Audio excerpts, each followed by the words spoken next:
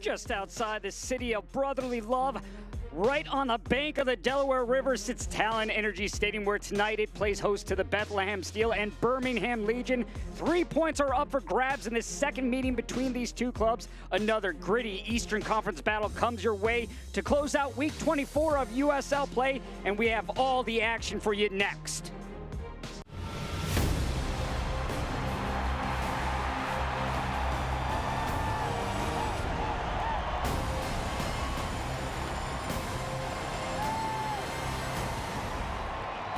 Welcome in, I'm Josh Toll, and with me is former pro Chris Nurse. And Chris, the playoff push is on in the USL, and this year it's a different story than last, as the top 10 squads in each conference will move on with aspirations of competing in the USL Championship. Yeah, this is a very important fixture for both of these teams.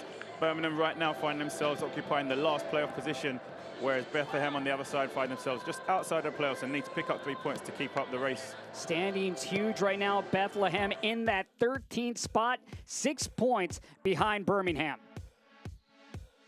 As we take a look at the standings right now, you look at the 3 points that are so important. Birmingham leads that push. Bethlehem 9 points behind them, so obviously this game has tremendous consequences moving forward. Yeah, Birmingham obviously want to get the 3 points so they can try to create some distance between themselves and St. Louis. Bethlehem obviously need to catch up with the rest of the teams who are already in the playoff position, so it's a very, very important for both teams this evening. For Bethlehem, they're going to rely on Issa Rayan, who brings 3 goals to his name on the season. Yeah, he's been impressive for them, and they're going to need him to strike a rich patch of form coming into the closing stages. He's come up with some important goals. Hopefully he can be a big player again this evening. And it's going to be a tough go tonight, going against Birmingham, who has one of the toughest defenses in the USL, and they are on fire right now in terms of not allowing goals. But for Bethlehem, they're going to have a tough go. But for Birmingham Legion, coming off the bench as a sub tonight, Daniel Johnson. Yeah, surprising not to see Johnson in the starting lineup this evening. He's been a very important player. I've been impressed with him, a player who did his academy in West Ham in London, and I'm sure he's going to play a huge part in this game coming off the bench. But you got attacking power, if need be, for Tom Sohn coming off the bench, and Daniel Johnson as they look for another 3 points. They also look to get the offense going. Just one time have scored multiple goals in this 6-game streak where they have yet to allow a goal. They have been strong on the defensive side now, trying to get things going offensively. But when we return, Bethlehem Steel and Birmingham, we will have lineups for you next for these two clubs.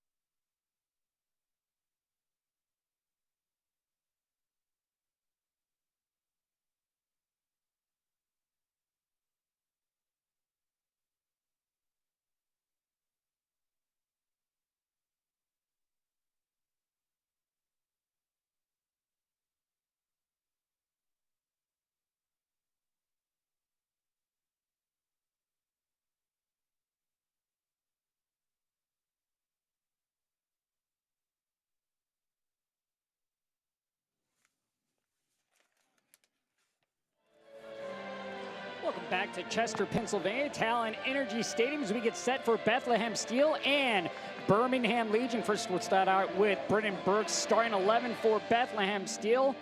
And for Bethlehem Steel tonight, Chris, what are you looking for out of this starting 11?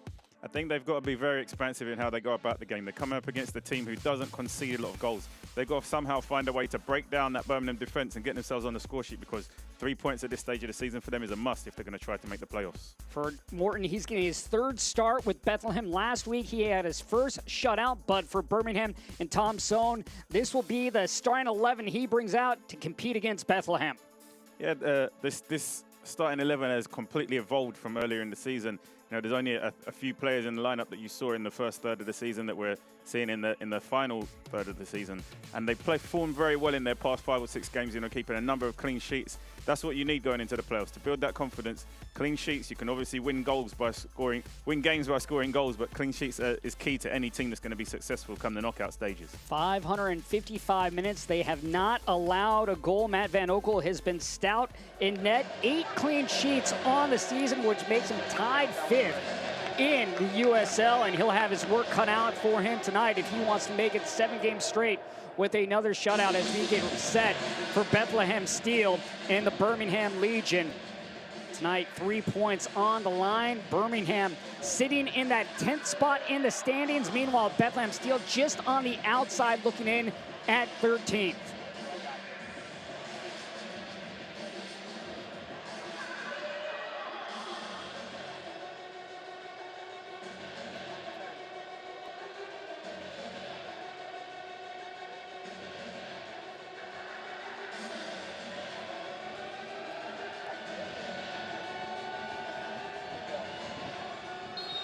And we are underway. Bethlehem in the blue, Birmingham in the white. Chris, your thoughts on what needs to happen for both these teams to be successful? I mean, it's 2 very contrasting compositions of the 2 teams. If you look at the players in the lineup for Bethlehem, it's a lot of youngsters who have yet to really make a huge impact on the professional scene in terms of MLS experience, in terms of national team experience. Whereas when you look at Birmingham's roster, they have a number of national team players. They have almost every player in the squad has had some MLS experience or some professional academy experience in London with the likes of Johnson. But it's going to be very interesting to see experience. When it comes down to the business end of the season, it's all about having the experience and that nerve and understanding to get points, to win games, to understand it's not always going to be pretty. It's going to be interesting to see if Bethlehem have that about them, if they're able to break down this Birmingham defence, which have been very solid coming into the past few games. This is the second meeting between these 2 clubs. They met the very first game of the season, in which Birmingham lost 2-0. That was the first loss in club history. Obviously, they have gone on and changed things around for them as they look to make that playoff push here in their expansion season. For Birmingham, they're coming off a win 1-0 against Memphis 9-01. And when talking with Tom Sohn about that game, he said it was a frustrating win, but at the same time satisfying.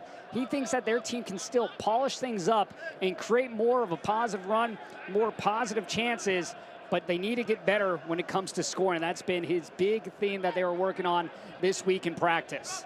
Yeah, you know, that's the key to it. They're able to keep the clean sheets. Now it's whether they can execute in the attacking end of the field if they're really going to make a big push to be the champions come 2 months' time.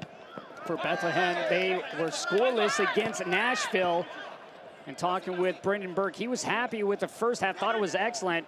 But another one that really had chances, just ultimately did not capitalize on it. He felt Todd Morton was solid once again between the sticks as he got his first clean sheet after coming over from Real Monarchs in the beginning of August. Yeah, and we spoke to Coach Burke about how he manages the challenges that he faces in his roster changing so consistently. You know, it's very easy to be successful when you can work with the same players consistently. You can work with a starting lineup. In the case of Bethlehem, still the roster is always changing. They're always getting different players. Players are getting promoted. Players are being given time from the senior team. So in terms of playing in the USL Championship and being competitive and really challenging to be title winners, it makes it very difficult for the coaches. But they're doing a very admirable job. And if they can get into the playoffs, I think they would have achieved their target this season. For Bethlehem Steel, 6 wins on the season, 12 losses and 5 draws for 23 points. Meanwhile, for Birmingham Legion, on the year, 8 wins, 10 losses, 5 draws, and they have 29 points as they sit in that 10th and final spot. This is going to come to the boot, and then now moving off to the left is Cole Turner. Turner getting the start tonight, his 12th start of the season. Turner signed just about a month ago, a little bit more in July. Also signed a pre-contract with Philadelphia Union on the same day. Played off by Kenge. You're looking at with Bethlehem Steel, there's a lot of youth on the team. Average age is 19 years old. The oldest player on the team being James Chambers at 32. The next 2 players behind that, Zach Zandy and Todd Morton, both 23 years old. Yeah, and the benefit of when you're 17, 18, 19 years old, more often than not, you find young professionals are playing against kids their age. It doesn't really help them develop as quick as when they're in an environment like this and they're playing against senior pros, they're playing against players in their mid and late 20s, some of the players in their prime, who have played in the MLS, who have played at international level. You know, it helps these players to develop their own games. And while it may be difficult for the team to be successful, it's most certainly beneficial in the form development of the players. Tripped up at midfield, and that's going to be a foul against Birmingham. Another player getting a start tonight, second of the year, Sergio Santos.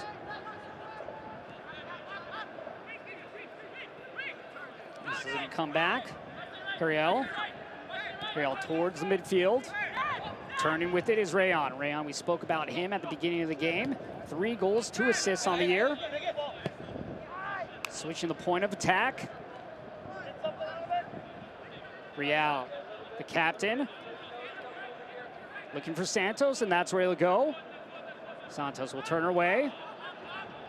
And now he'll lay this one back. Santos on the return pass. Real drops it off to Rayon. Ball will come to the near side.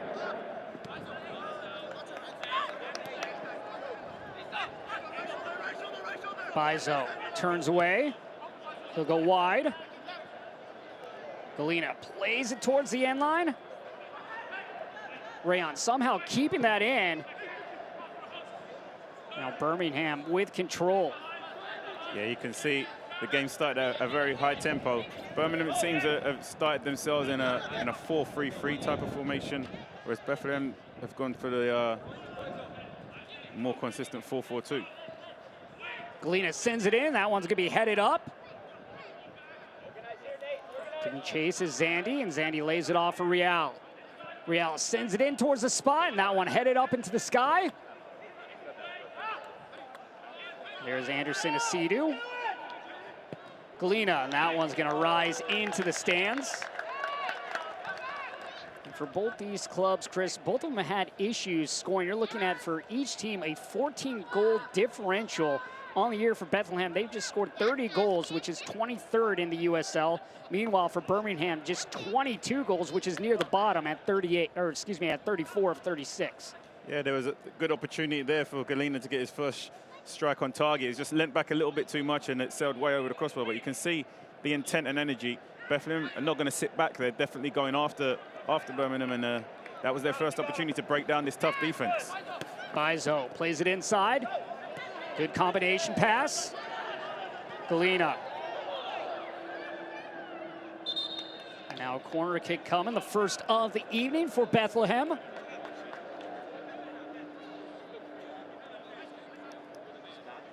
It's just the opening 7 minutes, but you would most certainly sit here and say that right now Birmingham are on the back foot. Bethlehem have been much more aggressive and taking the game by the scruff of the neck, and they've had some success finding passes down the side of the defenders and getting in behind the Birmingham defense, but they've just not been able to test the keeper as yet. Another key for Brendan Burke was scoring a goal first, because he felt his team is the most comfortable when they get out with that first goal. If they can be threatening, they'll pose a big threat to Birmingham. Real sends it in towards the spot, headed away. Getting up for that was J.J. Williams. Like a J.J. Williams, 6'4", 21-year-old. Right. Blocked twice on the play, and now sends it down with his left. It's good closing down there from Bethlehem on 2 occasions, not allowing the defender to clear his lines, and just keeping the ball in an area that provides pressure. This will find Matt Van Oekel. Van Oekel out of Chesapeake, Virginia. Last year he was with OKC Energy before coming over to Birmingham. And that's just one of the characters that we highlight when it comes to the difference that we have in the rosters. Van Oekel, a player with so much experience. It's not just his experience as a player, but the leadership that he'll bring to a team like Birmingham that is potentially lacking in the youth and enthusiasm that Bethlehem have. Rayon trying to reconnect there with Santos, unable to do so. Birmingham now pushing forward, and then Santos tripping up on the play. Cromwell. As the game progresses, you'd expect to see Birmingham, with the experience that they have, start to take possession and dictate the tempo of the game. right now they've been fairly passive. They've allowed Bethlehem to have the ball and come at them. You know, at some point you'd expect to see that transition around and the leadership and experience start to dictate the tempo of the game on behalf of Birmingham. For Cromwell getting his second start at center back. With the injury to Kyle Fisher, Cromwell is in that center back position. Ward plays it inside. That one takes a deflection and now cleared forward. This is going to come back all the way to Van Oekel.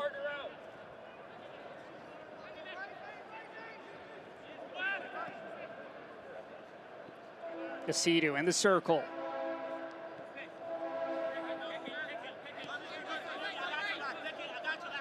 Cromwell.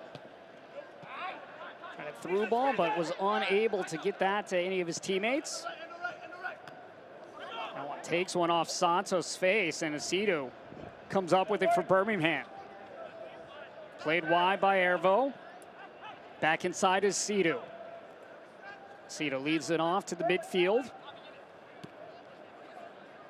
Bizo.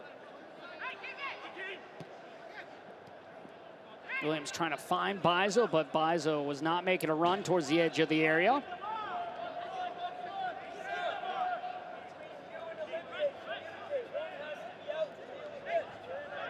Here, a great look at Todd Moore, who came over from Real Monarchs in the start of August. His brother plays on the western side of Pennsylvania for Pittsburgh Riverhounds. One of the things that Brendan Burke talked about was his positive energy, he has high energy as well. First game allowed 3 goals, and then last week he had the shutout. Yeah, and we spoke to Coach Burke about, you know, winning, being part of the development for these players also. So he has the aspirations for this team to be successful, despite, you know, they're very much the underdogs in terms of making the championship. They're very much the underdogs probably in terms of being successful in this game. But he says that every day in training, he puts a winning mentality into these players. In every drill that they do, every exercise that they do, winning is a big component of being successful and developing as players. And he says that's not something that he leaves out of his training sessions, despite them being a developmental team. Ervo. Laurent plays it to Cromwell. Near side, Bizo. Avia. Right back to Cromwell. Birmingham being patient with how they're building, not trying to force anything. Can you look at, for Birmingham, in their last 6 games, just one time have they scored multiple goals, and that was a win over Atlanta United 2 with the scoreline of 4-0. Other than that, it's been either a 1-goal game or neither team scoring. And that's why it's so important that Bethlehem are able to go and try to get that first goal. Because when Birmingham do get the first goal, they find a way to lock up shot, maintain that victory, and not allow themselves to concede. And it makes it very difficult to get yourselves back into the game. Against like this, Bethlehem started the game in the right way, but the momentum's just slightly started to shift now over the course of the past 2 minutes, and Birmingham have more of an impact in the game.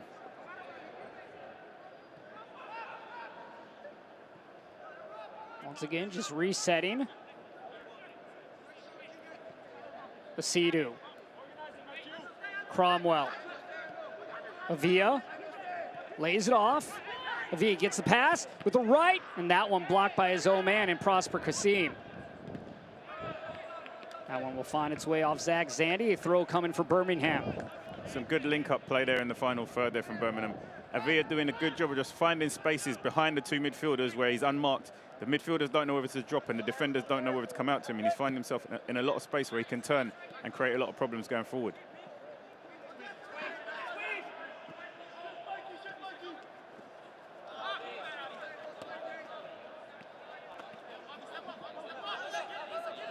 Bizo with the throw in.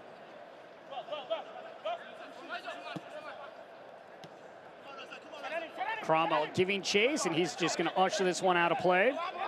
There's still 10 or 11 games to go, so there's still, you know, 30 or 33 points to play for. So there's still a lot of soccer left to be played for the remainder of the year. However, neither of these teams will want to leave it coming down to the last 2 or 3 games to secure their playoff spot. They'll try to get as much points as they can quickly, so they can maybe try to take the foot off the gas and prepare for the playoffs a little bit better. But they're important for both teams to pick up points tonight. Williams to his left. That one blocked on the play. Cole Turner getting his body in front of that. Now cleared forward.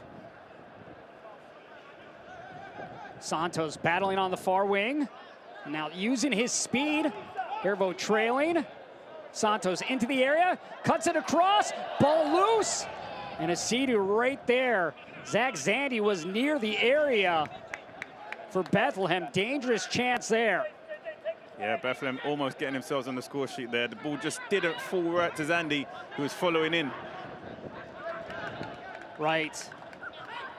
Kasim going to the far post.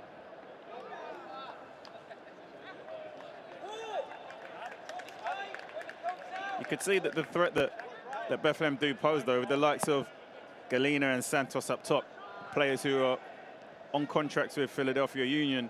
They have threats, they have pace, they have skill, they have the ability to break down defenses. So Birmingham definitely cannot underestimate them.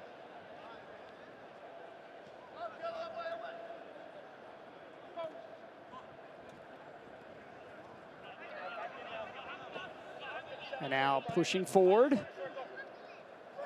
Santos. Santos with Laurent right on him, drops it back. Through ball, and that's going to be too far for Zach Zandy. Select as the official ball supplier of the USL Championship and many of the finest leagues in the world since 1947. Select has been the leader in soccer ball quality and innovation. For the latest Select products and special offers, please visit selectsportamerica.com.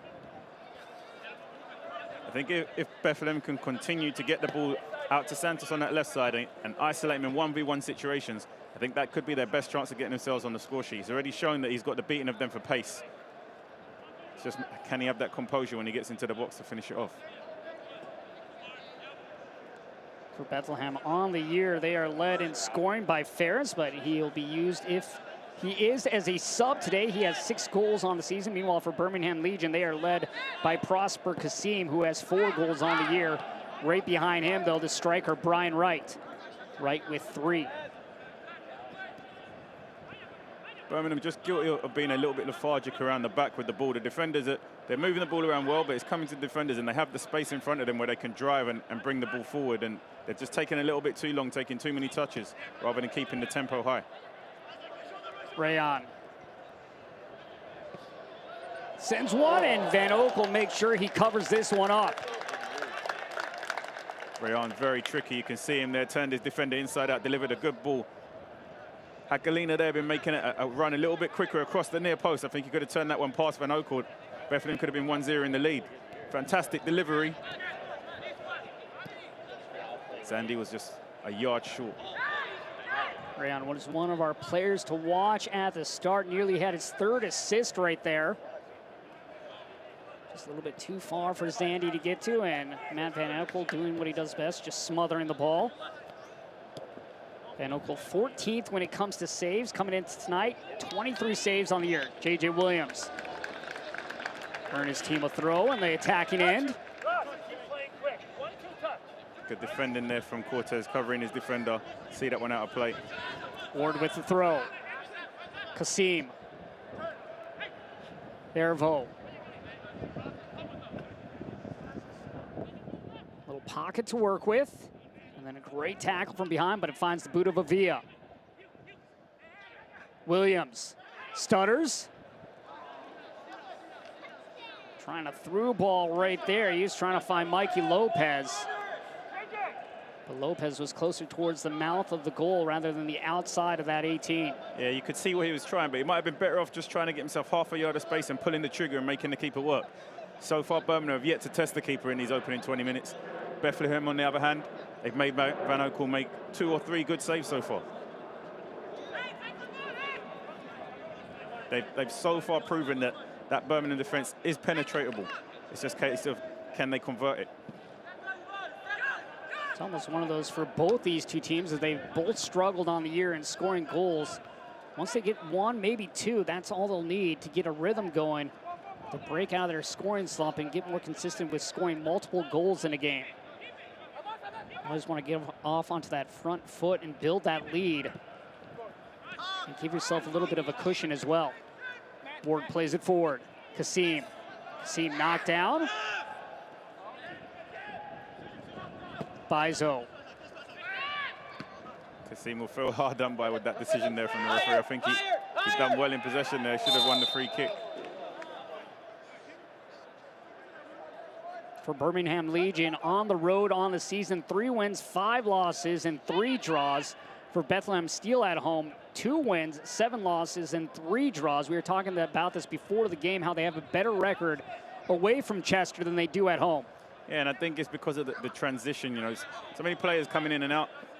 You know, I asked the coach, is it frustrating for you having to deal with so many players coming in? And he said, look, after so many years, he knows how to deal with it now. It's become natural to him. He doesn't get frustrated with it. He just knows how to deal with it and to make it successful. So, as a player, when you had that happen, when different players would come in, how hard was it to build chemistry? It was most of the time. If the team was winning, managers were very reluctant to change a starting lineup. On the other hand, you know, the coach doesn't have that luxury here. If Bethlehem win, that shot, and that one's going to find the back. Prosper Kassim has the first goal of the night for Birmingham.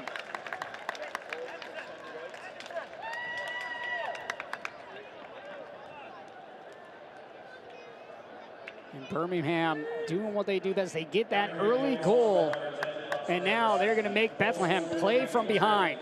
And this goal's come completely against the runner play. It's probably their first shot on target, and it's in the back of the net. I think Morton probably could have done a little bit better with that, but it's a very composed finish. Low and hard on the floor, always gives the keeper a problem. Birmingham find themselves 1-0 in the lead. For Kassim, his 5th goal of the season now. Kassim last 2 years in Sweden's top league before coming over to the States. 23-year-old out of Volta region, Ghana. I think Bethlehem have to be very frustrated conceding that goal at this time, considering how they've started this game. You know, they've created a number of scoring opportunities themselves. They've been good in possession, good 1-2s. They've been good in their 1v1 situations. They've just not converted. On the other hand, Birmingham have found a way to be successful. And that's the important part. You know, it's not necessarily about how you're playing. It's about can you convert when it matters. They've had 1 chance, 1 goal. Avia. Nasidu. Plays it wide to Lopez. Lopez, ACC Player of the Year back in 2011.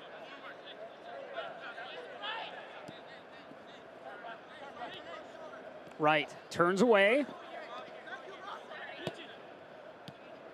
That one stolen away momentarily. Ariel plays it towards midfield, and that one chested out by Cromwell. Santos. Played wide. Real. Able to get by his man. Sends it in with his left, but no one there for Bethlehem. It's a fantastic defensive clearance there. And now Lopez will play it down towards midfield. Laurent outstretched his leg there. I think he probably managed to get his big toe onto that one to keep it from passing him, but that's the defensive commitment and passion that they defended with that's allowed them to keep so many clean sheets.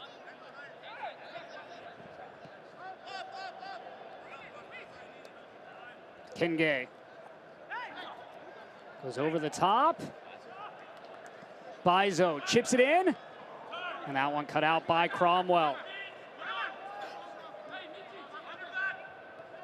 Razak Cromwell, 24 years old, making his 7th appearance of the year, I should say 7th start of the season, his 11th appearance of the year. As Ward will play this back to Matt Laurent. Laurent plays it to Lopez. And you spoke earlier, you know, about Birmingham. They're not a team that scores a ton of goals, but they've been successful in winning games. This is the problem for that Bethlehem face now. Birmingham will be happy to win this game 1-0. They'll do what they need to do to make sure they get the result. All they need to do is continue what they've done in keeping clean sheets, and the work's already been done for them if they continue for the remainder of the game. You look at these last 6 games, 5 wins, 0 losses, and 1 draw.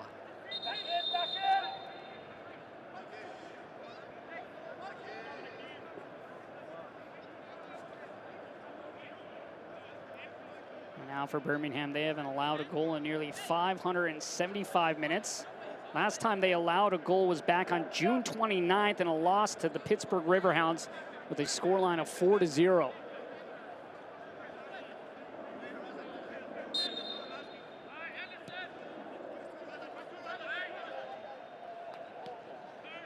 Lopez.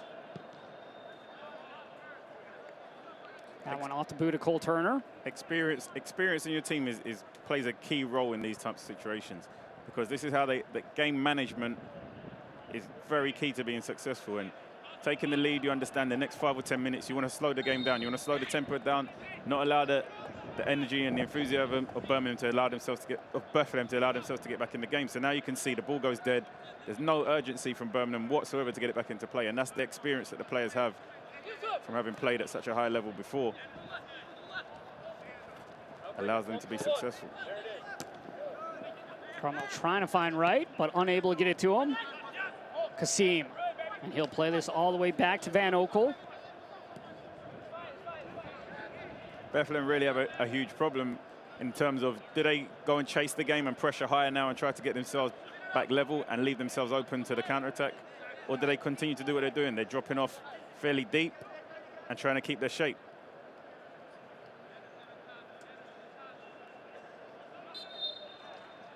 Fans follow Bethlehem Steel and the rest of the USL Championship all season long on ESPN Plus, home to USL, MLS, UFC, and more. Join the over 2 million sports fans who have already discovered ESPN Plus and watch the championship live every week. Sign up today at ESPNplus.com.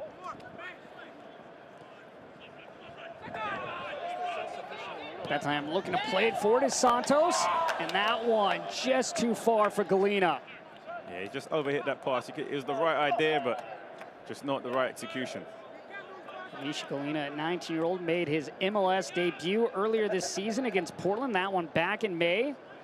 Last 2 years, he has been with Bethlehem Steel. He's also played U17 for Congo. Laurent. The Canadian plays it forward. Avia. Akeem Ward. Cromwell. Birmingham do a fantastic job of overloading the wide areas. Whenever the ball goes wide, they always have an extra man in that area, allowing them an outlet to find an easy pass. Kasim. Kasim, the lone goal scorer. Here's Anderson Asidu, the 23-year-old. Drafted 19th overall by Atlanta United.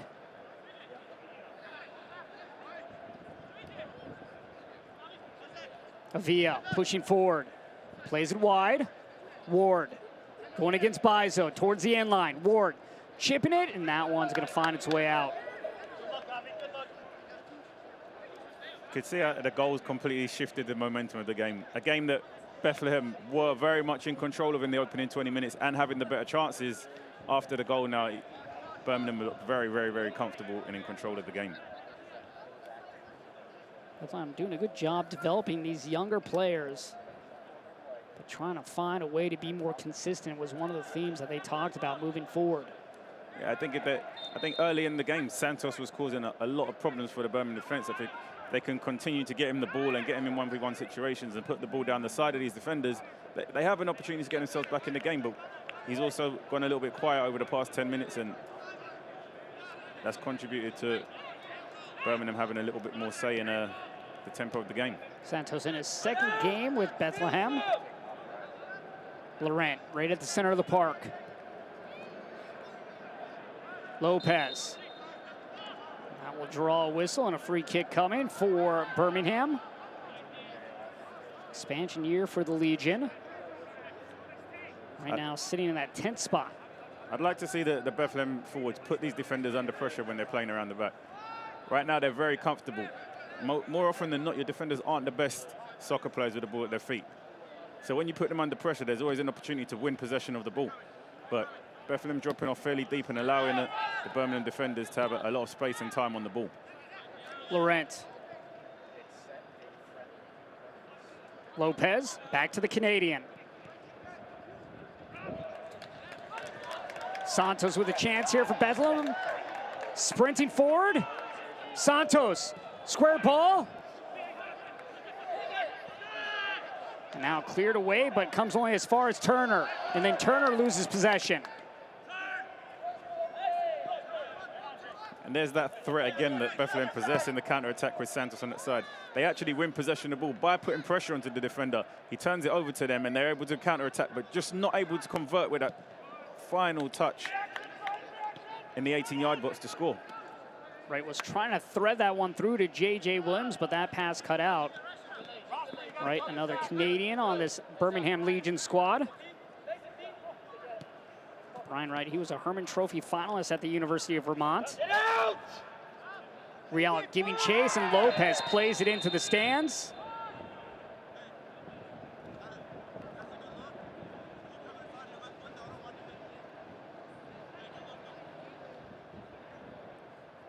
Both players at full speed here. Real was giving everything he could to get to that ball, but definitely a free kick. For Mikey Lopez, last year he was with San Antonio FC. He spent 2 years with NYFC in MLS play, and then drafted back in 2013, number 14 overall by Sporting Kansas City. And you just look at the veterans on Birmingham Legion and players that have played in the MLS as opposed to Bethlehem Steel, who are trying to reach that level. They've had a few players play up there, but you're also looking at a team that averages 19 years.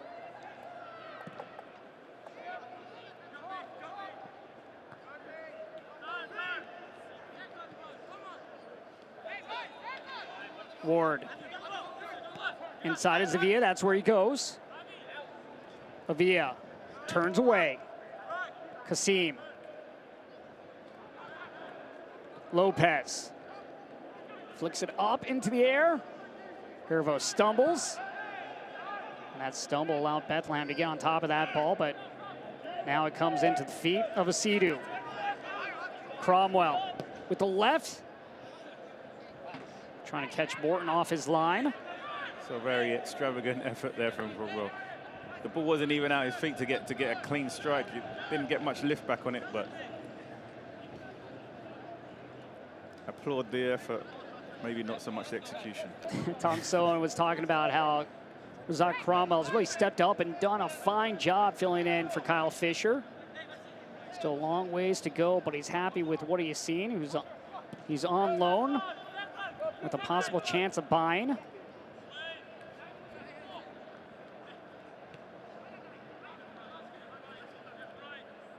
Real.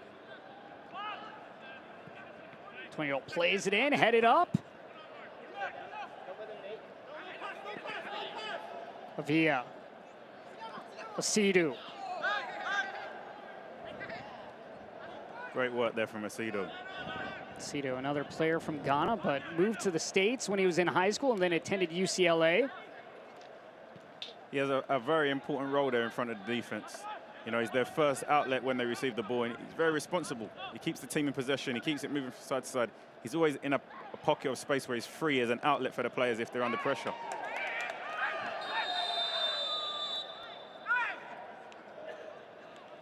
.33rd minute, our score, Birmingham 1, Bethlehem 0. The lone goal on the evening coming from Prosper Kasim. That one in the 20th minute, assisted by Akeem Ward. Turner comes near side. Bizo. Strong tackle there. Both players going in with 100% intensity. Asidu peels away. Ward. Asidu trying to find Avila, but that pass too strong as Bizo takes it away. Cortez. And he'll go wide. Real sizing things up, and he'll just go short. Santos doing a good job of making forward runs just to stretch the Birmingham defense. Turner.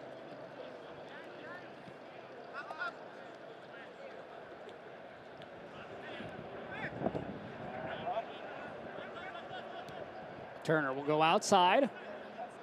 Real inside to Zandy. Riel sends it towards the spot, headed forward, and that one right on Van Oekel. But once again, right there is Santos. Yeah, Santos has definitely been the best threat for Bethlehem so far in this half. It's a good delivery, just slightly behind Santos. He wasn't able to get as much momentum and power into it as he would have liked, but it's another chance for Bethlehem. Santos presented the most danger for Bethlehem so far in this first 35 minutes. Bethlehem chilling, trying to find that equalizer before half. Riel.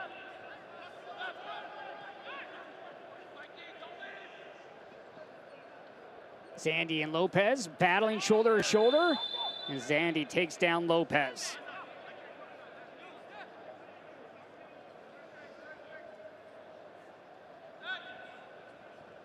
For Zandy, another 23-year-old on this Bethlehem Steel. You look at him being the second oldest player on the club, which is kind of hard to say. The oldest one being James Chambers at 32. But for Zach Zandy, another local product out of Westchester, Pennsylvania. This is his first year with Bethlehem. Talking with Coach Brendan Burke, talking about how he's a battler as this comes to the feet of Brian Wright. Tries to find Avia, but that skips over Avia's right boot. Yeah, it's critical to the development of these players, this experience that they get in. And I hope, you know, many of them probably aren't taking advantage. They probably have true aspirations of making it into the Philadelphia Union team, into the MLS team, but not everybody can. But gaining that exposure now, so young in their professional development, it can only mean positive things to them going forward in the future. Lopez. Kasim. Asidu, just outside the circle. Aceto with a little pocket to work with. And then coming up from behind was Santos to pick that one away. Santos doing a good job tracking back there defensively. Aceto with some good work there. Some nice dribbling skill, but just guilty of taking one touch too many, and Bethlehem were able to steal it back off him.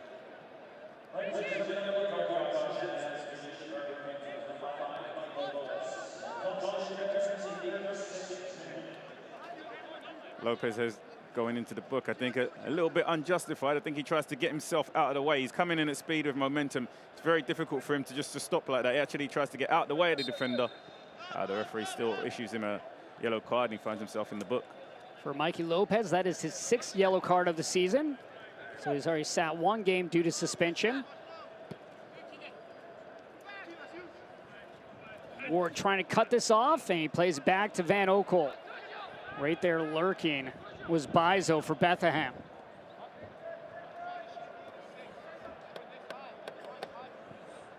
Second meeting between these two clubs. They met at the start of the season. Birmingham lost that one 2-0. But both these two teams looking much different than they did in that March match.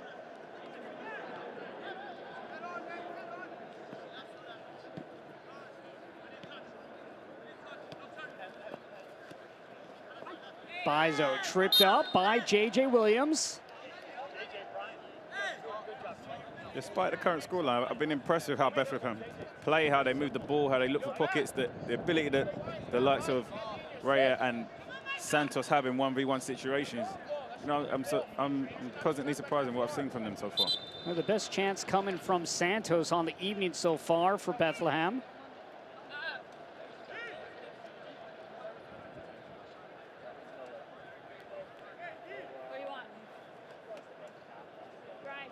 Just looks like he gets caught a little bit on his Achilles there when he turns.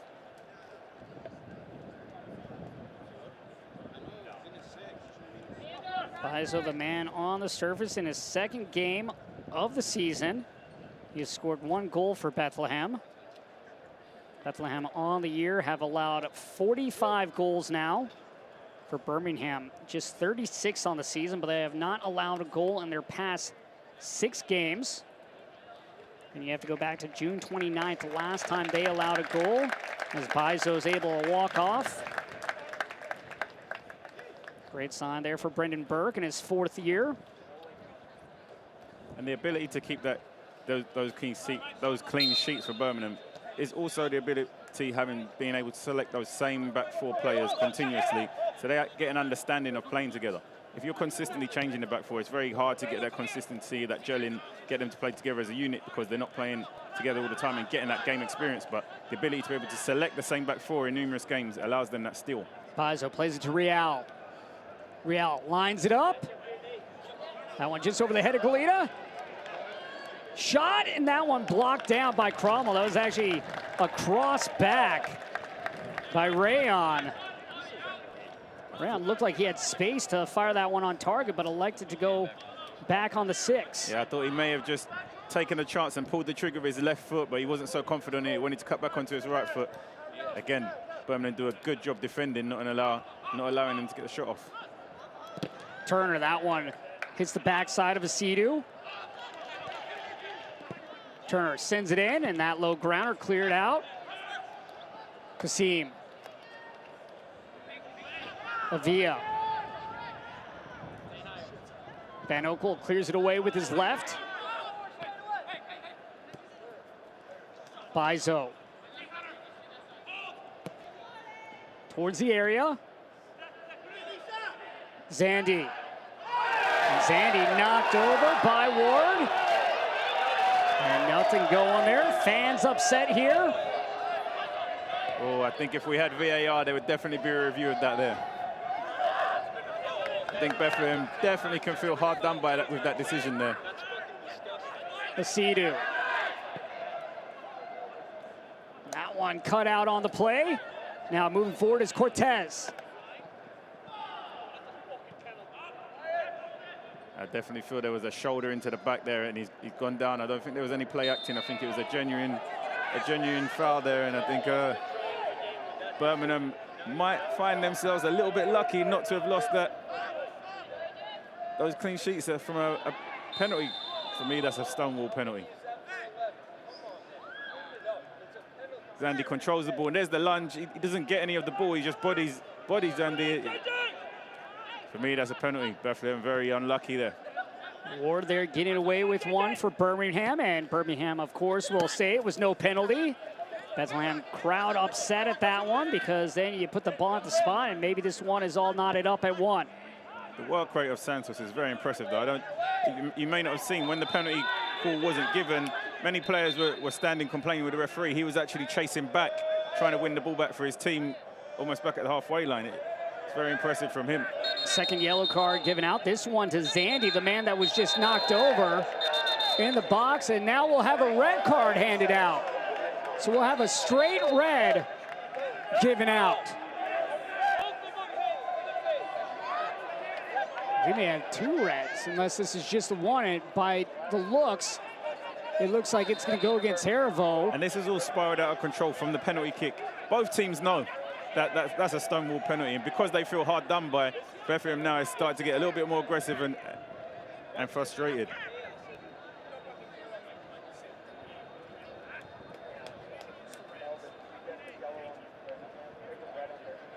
It's a red 21 for Birmingham, 17 for So Santos, we are told, will be the man with the red for Bethlehem. And 21 as well. And that will go against Zach Harivo, who we thought had one of the initial reds. So Santos, the man that's been doing the most damage for Bethlehem, he'll have to head off. Yeah, we were just speaking about how well Santos has done. And then I'm not sure, I haven't quite seen the infraction why the referees deemed to give him a direct red card, but seems like we have 2 red cards. See if we can take a look back and see exactly what transpired. And there you get the yellow card, that one on Zandy. And there you see just a couple of pushes. The head and then the slap, that's going to get the red. Anytime you put your hand in the face of the opponent. And then Harivo, obviously, when he led with the head, that's the reason for his red card. Referee definitely governing the game by the book. You know, sometimes these situations happen in games. It's not all the time that you need to give the cards. You know, you can use some of your own intuition in the circumstance based upon the way the game's gone so far. I don't think it quite warranted a red card for both players, but it's now going to be interesting to see we're playing with both teams down to 10 men. And now with both teams down to 10, though, how does that open things up? And can Bethlehem take advantage of that? Well, Bethlehem most certainly lost their most potent attacking player in this opening half. He's going to be a huge loss for them because he was allowing them to get the majority of their success. But it's going to be interesting to see how the coach adapts. It's almost half-time. Both coaches will get a chance to make some tactical changes. For Bethlehem, their leading scorer can come on as a substitution, that one being number 35 in Ferris, the 19-year-old. We'll see at some point if he comes in today for Bethlehem. But right now, both teams with 10 on the pitch. Not too often that you see straight red cards given out to both teams. And it wasn't anything superiorly drastic. You know, a couple of handbags being thrown off the back of a bad tackle. They're head-to-head. One player kind of pushes his face away. It's wrong, definitely. You're not to lift your hand towards anybody's face, but you know, the referee could have managed it a little better and allowed the game to continue as it was going. Well, this just also came after the heels of the questionable penalty. Yeah, of course, the players are very upset. They felt they worked hard. They felt they deserved that penalty, and emotions are running high. That's one of the key things for any team. You could talk about Bethlehem being the younger, maybe a little bit more immature of these two squads, but Birmingham obviously getting a red card too. And you're looking veteran leadership. You're looking at Ervo. He's 21 years old. He knows what happens in the league. But different things happen at different times.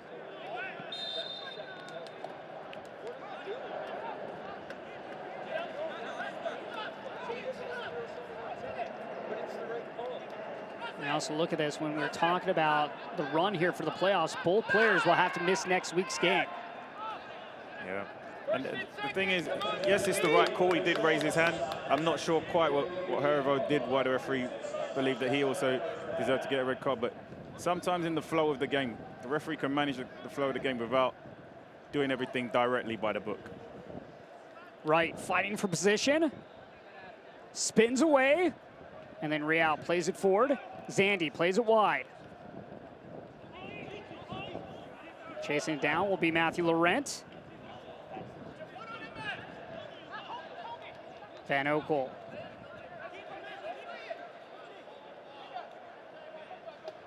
And it was more of a if you want to get technical, it was more of a push to the face, like pushing his face away from him, more so than a slap or a hit.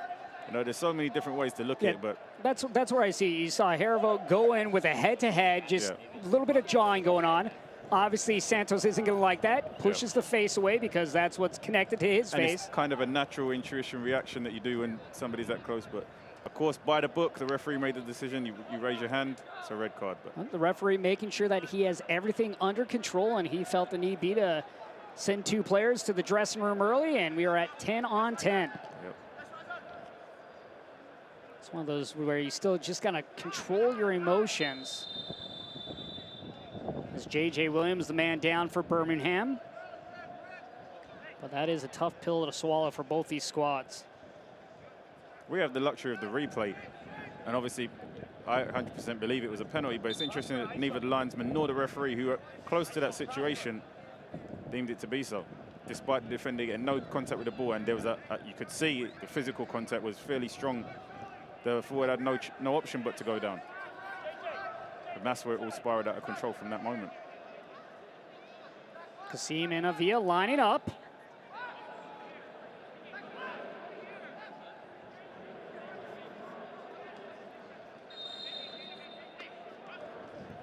Avia sends it in. J.J. Williams heads it forward, and that one stopped by Morton. And now J.J. Williams takes a knee. He was down earlier on the other side, but he's able to get up and jog this off. Real. Zandy on the wing. Lopez in front of him. Through ball to Real. Real runs out of real estate. Just that final execution in the final third has been what's let Bethlehem down. They've had some good looks and goals, some good chances, some good interlinking play. But it's that final moment of quality or that final decision just hasn't quite been there. I think had it been, they would have found themselves in the lead in this game. Van Oekel with a goal kick. Our one goal coming from Prosper Kasim, that in the 20th minute, assisted by Akeem Ward. Birmingham, in their last 6 games, have not allowed a goal and have done so here as we are 45 minutes in, as the whistle in the first half will come to a close. And Chris, your thoughts? I think it's going to be a very interesting second half. I thought that Birmingham could be impressed going at half-time with the lead. I think they probably count themselves a little bit lucky. I think Bethlehem, on the other hand, have played fairly well. Should be pretty happy with how they played. They didn't convert their chances, but in terms of creating chances and moving the ball, I think they did well. They've lost their most potent attacker for the second half. Now it's going to be interesting to see how coach adjusts to deal with that.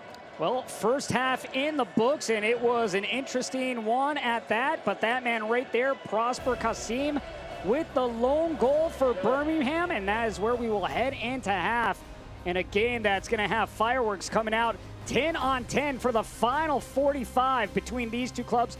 Birmingham 1, Bethlehem 0. Stick around, highlights and stats here at half.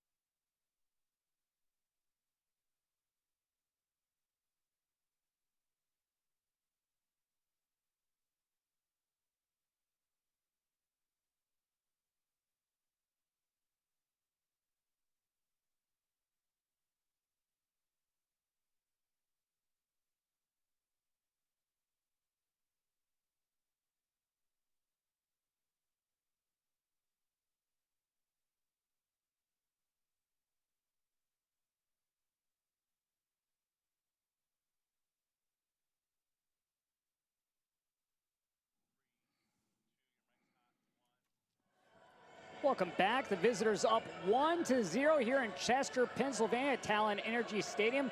Lone goal coming from Prosper Kasim in the 20th minute.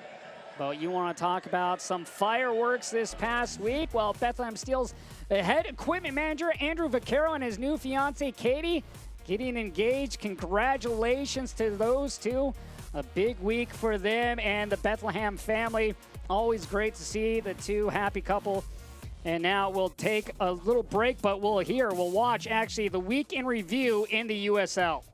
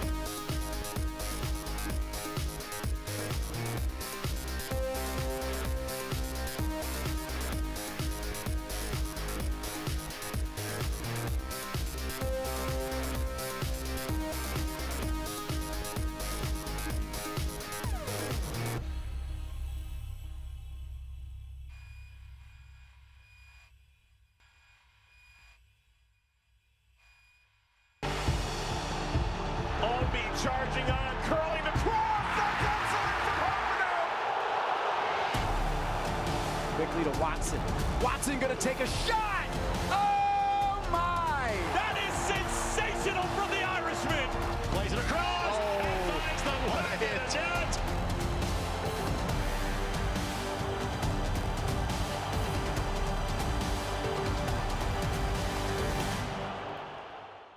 Welcome into episode 13 of Steal Some Time. We are going to start over in the East and chat a little bit about North Carolina hosting the Pittsburgh Riverhounds this week. And I think that we can easily say that nobody saw a 5-0 outcome, at least in North Carolina's favor, coming out of week 24. But let me tell you, North Carolina stuck it to the Riverhounds, shut down that unbeaten streak that they had going. And really, I mean, they dominated play, outshot Pittsburgh 13-5, 8 shots on target as well, which is fantastic. Pittsburgh, on the other hand, didn't have a single shot on target, and I think that's obviously a major difference maker. North Carolina looked good, Scott. Yeah, I mean, the same week Austin Duluth announces his retirement, he then goes and dedicates a 5-0 win over Pittsburgh to the Oak City supporters. So cool. Definitely didn't play out how I thought it would. Right. And I think that I speak for the vast majority of fans around the championship who just kind of looked at that and said, what the heck's going on with Pittsburgh? Elsewhere ahead in week 25, I don't know how much longer we can talk about Phoenix, but they're giving us no other choice. They're back for another dollar beer night, and this time they're hosting Sacramento. And I'm going to go on a limb here. I'm going to say that this story's different. As good as Phoenix's backline has been, I think this is the biggest chance all season that Phoenix is going to have a run for their money on dollar beer night, going for 15 straight wins. Are you calling I won't make you go out. No, I'll call that. Yeah, I think this you is think it. They're going to lose I or do. draw? I think. I was just going to let you say that the win streak is snapped. I think the win streak She's is visually snapped. hedging right now. Yeah, I see the bullets, the little beads of sweat just starting to she can feel the heat here. She feels the pressure. What do you think? Yeah, I'm going to call it. I think the L comes.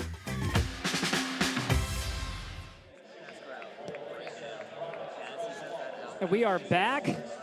1-0 is our score. Bethlehem trailing Birmingham Legion as they will have their work cut out for them here with the final 45. But first, we'll take a look at the news and notes from around the league. And, 15-game winning streak for Phoenix Rising. What can you say about that? It's hard to believe the last time they lost the game was back in the month of May, and it was the start of May. May 4th was the date. Yeah, it's absolutely incredible, a 15-game winning streak. Unbelievable.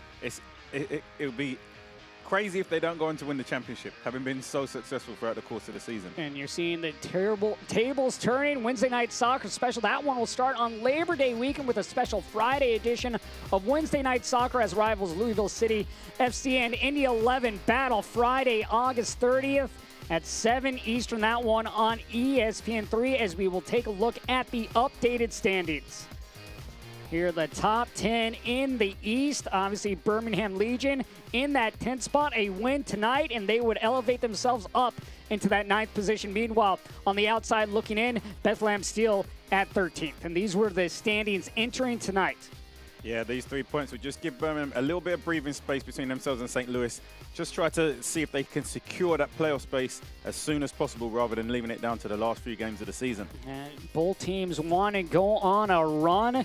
But right now, Birmingham Legion up on top with a 1-0 scoreline as we'll take a look at the scoreboard and what's going on here this weekend in the USL. Pittsburgh Riverhounds with the 1-0 win. Hartford Athletic getting the victory over Atlanta United, Indy 11, and Charlotte Independence. That one is going on right now. That one also at half tied 1-1. Anything else standing out to you here in the scoreboard? Yep, you can see St. Louis lost this weekend, so picking up that 3 points would definitely give Birmingham a little space and breathing space and give them a little bit of chance to relax going into this last stretch. And now we will take a look at the upcoming schedule. Again, more excitement For the week to come in the USL, Atlanta United starting things off on Wednesday. That one against Memphis 901. The other Wednesday night game, Loudoun United and this Birmingham Legion. That one at 7:30 as well. And then you have the 3 Friday night games happening. Obviously, the one to look out for, ESPN 3 Friday night, Louisville City versus Indy 11. But here at half, Birmingham 1, Bethlehem 0. We'll be back with some highlights and stats for you when we return.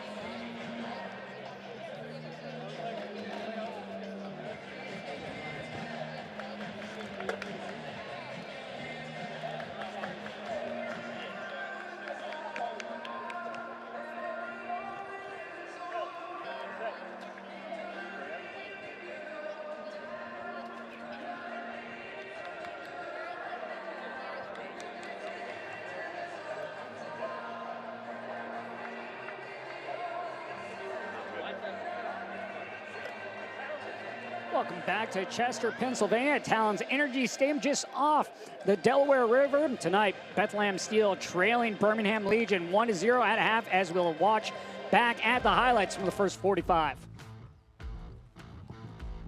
And here, Bethlehem Steel would get things going earlier, just not able to finish anything off.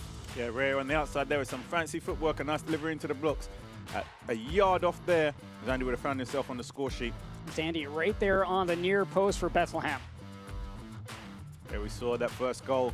A composed finish, but I think the keeper on this occasion really could have done better. I don't know, maybe there was some legs in the way and he saw it at the last minute, but it's not quite in the corner. It's fairly central. It's kind of late to get down to it. Birmingham find themselves 1-0 at the lead from Kasim. Kasim with the goal, Akeem Ward with the assist, and then we would have the tangle up here. That would get Zach Zandy a yellow card, and then we would have a double red card right here. Yeah, I think no need for it really for me, but Santos didn't really need to run over there in the first place. Heribo didn't need to get in his face head-to-head. They made the referee's decision easy, and neither of them will play a part in the second half. That one came off a questionable miss penalty. Depending on how you want to look at it, if you're a Bethlehem fan, you would just say penalty. If you're Birmingham, you would say, no, it was a good call, but it ultimately led to the double red card. And now both sides at 10 for the remainder of this one. Chris, what are your thoughts here going into the second half on what both these teams need to do to be successful? I was just thinking there, watching Wright take the kickoff. Despite Birmingham having the lead, we've not really had to mention the name of Wright Williams in the opening half. They've not been that potent going forward in the attack. Bethlehem, on the other hand, we spoke about Santos a number of times, that he's caused a number of problems. So from the attacking standpoint, Bethlehem were definitely more effective, but now the coach will have to make adjustments. His most attacking player in the first half has been given a red card. They find themselves a goal down. How do they go about getting themselves back into this game? That one brought down, and then comes to the boot of Zandy. Zandy through ball, gets the return pass.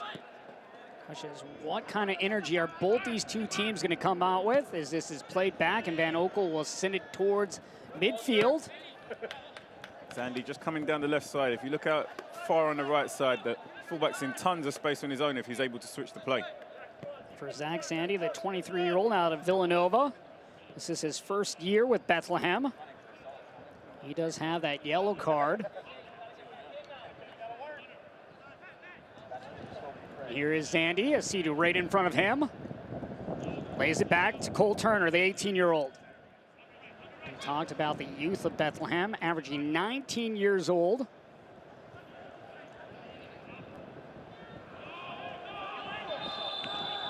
We'll see how this is awarded here. I think Prosper Kasim saying he didn't even touch. I believe it's Bizo, the man down. Yes, it is Bizo.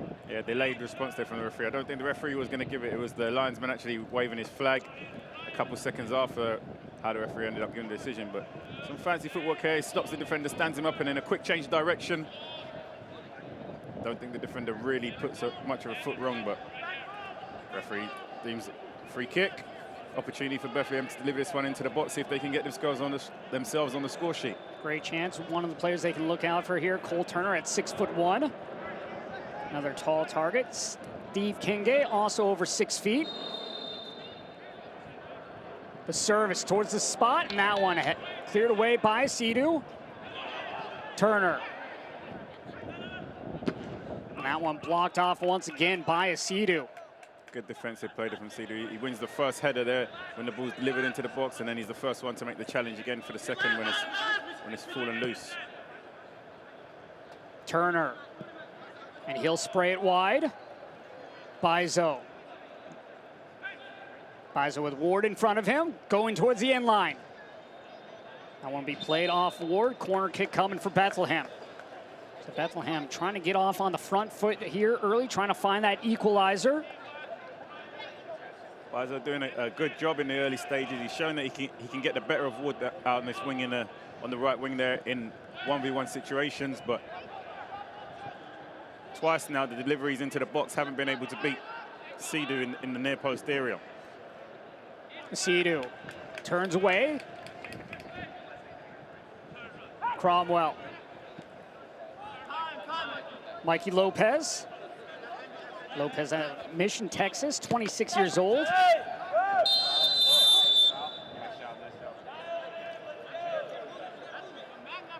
For Birmingham Legion on the year, 8 wins, 10 losses, 5 draws for 29 points. Again, they sit in that 10th spot. Meanwhile, Bethlehem Steel looking for their 7th win. They got to find a way to tie this one up, but they have 12 losses and 5 draws on the season. For Birmingham now, their objective will be, can they get out of here away from home with 3 points?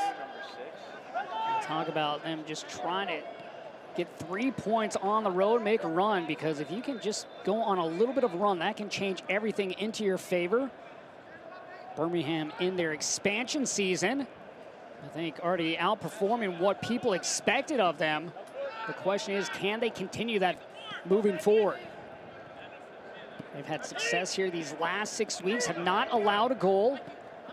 And so far doing so in the first 45 minutes of this one, and now you can add 5 minutes onto that total. In those 6 games, they've only scored multiple goals once, that one coming against Atlanta United. And all other games, they've scored 1 goal, other than the 1 draw, which was scoreless. Kasim. Sidhu plays it wide. Ward trying to find J.J. Williams as that's nodded away. Sidhu. Here's Lopez. Williams. Stutters, works his way inside. Williams with the left, and that one blocked. Turner.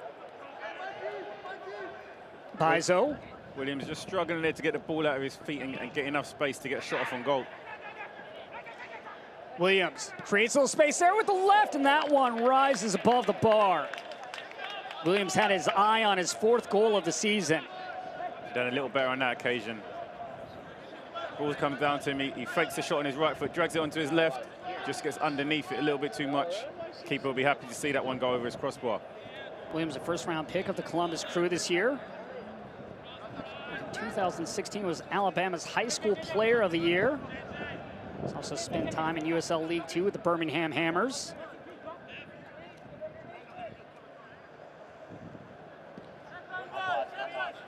Wharton with his 3rd start for Bethlehem since coming over from Real Monarchs. One with his first shutout for Bethlehem last week against Nashville. Real.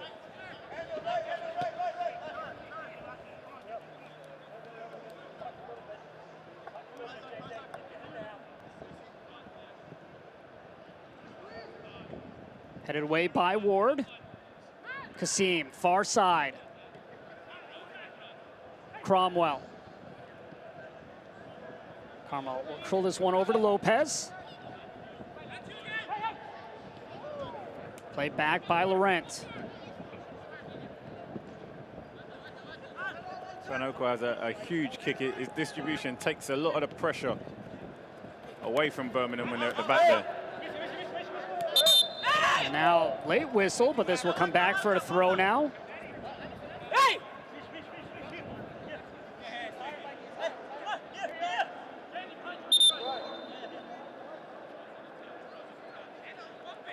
We had a total of 4 cards given out, 2 yellow cards and 2 reds.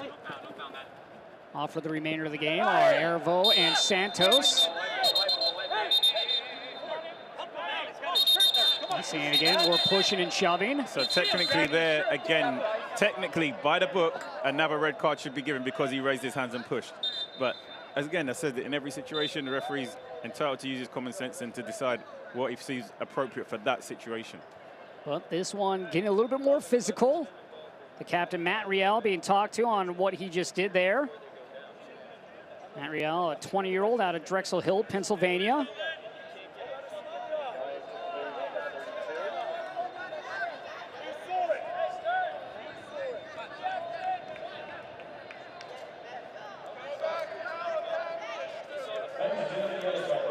Both players being compared, a little bit of shirt pulling here.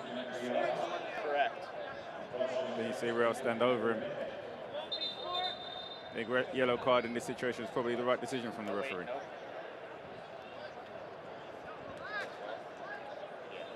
Yellow card to White, number 12. Third yellow card handed out, and then we're also told another yellow card was handed out at the same time.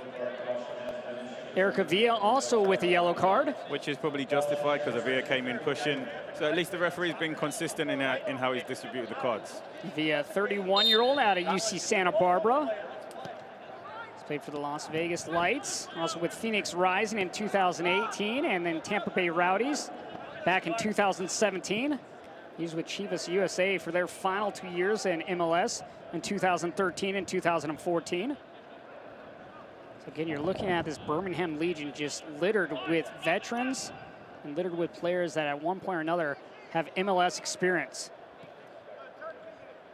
Yeah, and that experience can't be underestimated coming down to this stage of the season and into the playoffs.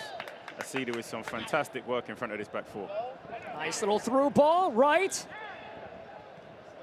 to the far side of the box. Avila trying to find Acida. Cromwell giving chase. Ward lofts one up. Kasim on the far wing. Sends it in with his left, trying to find Williams, and just over the bar. Big miss there from Williams. That was a precision pass there from Akeem Ward. Beautiful delivery into the box. I don't think it could have been any more perfect for Williams just to guide that one into the back of the net. He's got underneath it. Unfortunately, it's over the crossbar, but fantastic delivery from outside here. Actually hits his shoulder. Takes his eye off the ball, he hits his shoulder. That pass actually coming from Kasim Prosper, the man who scored the goal in the 20th minute. And another yellow card. Turn up. Be surprised if we don't see more red cards based upon the number of players on the field who have yellow cards right now. For Turner, that's his 6th yellow card. Just has a little tug on Avila's shorts there as he gets away from him.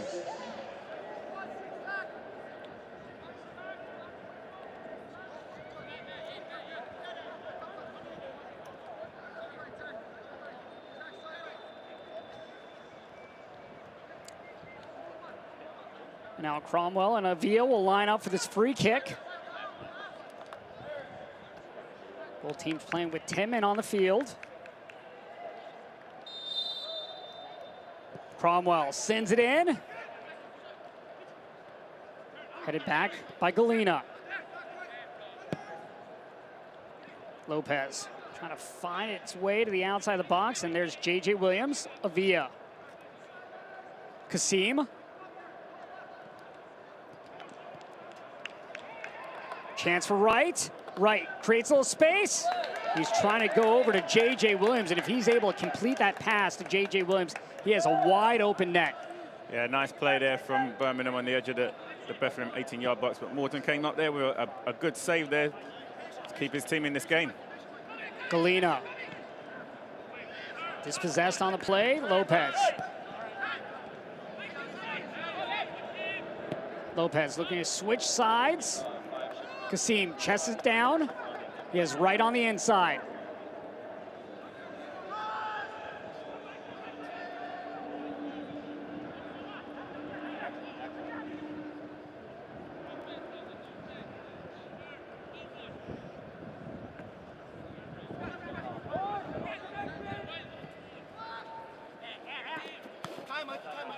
Lopez able to keep that in on the near touch line.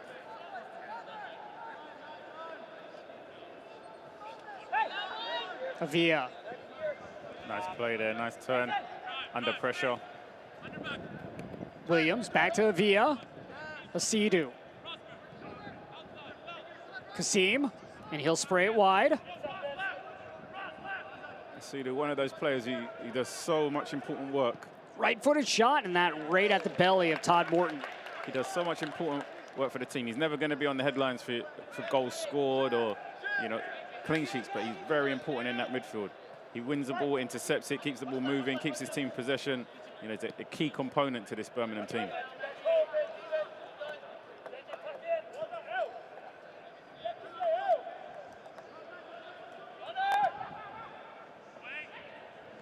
Chested down by Cromwell.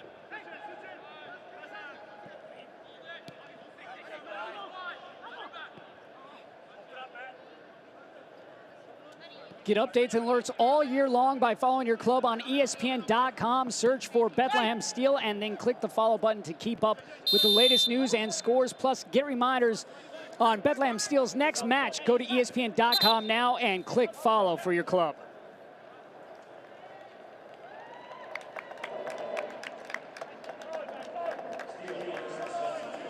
And now Ferris, the team's leading goal scorer with 6 goals, will come in for Bethlehem. Issa Rayan will come out. Ferris signed his first pro contract last year with Bethlehem.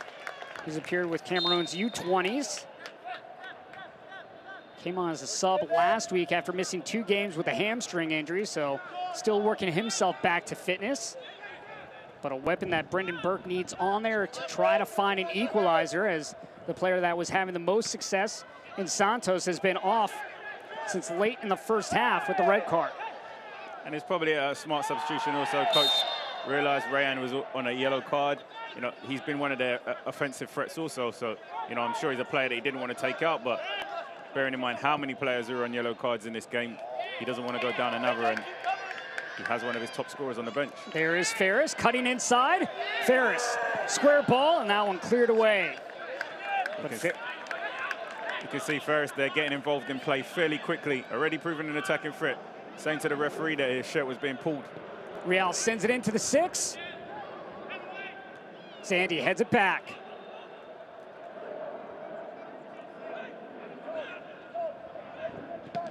That shot blocked.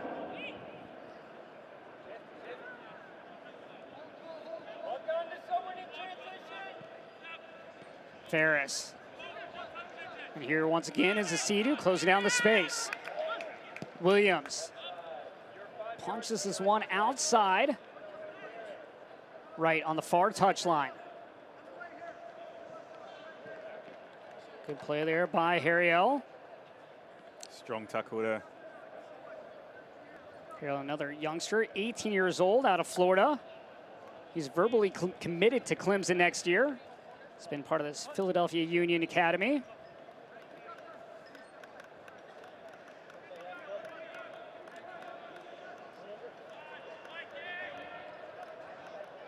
Kasim. Avia. Avia trying to find a little pocket to work. Now plays it to midfield. Cromwell will chase it down, plays it over to Matthew Laurent.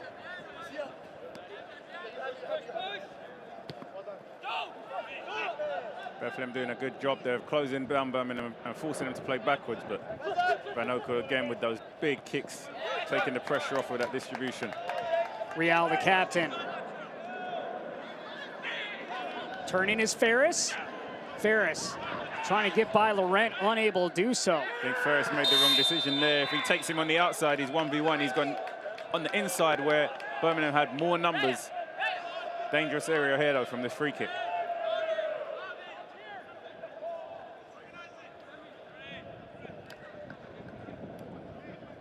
Cedu just catches him just a little bit late.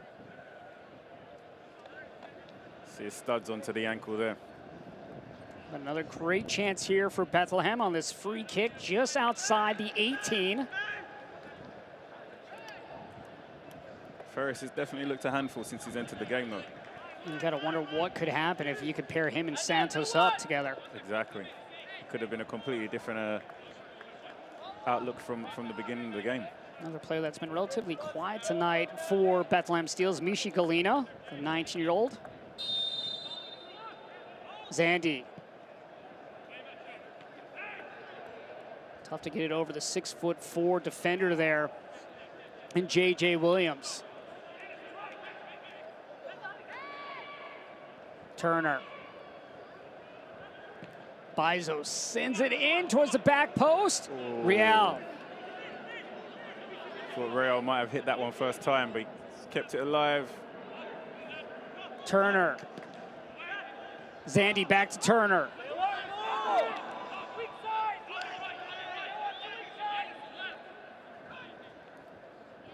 Real will go wide. Bizo. Turner. Here's Zandy.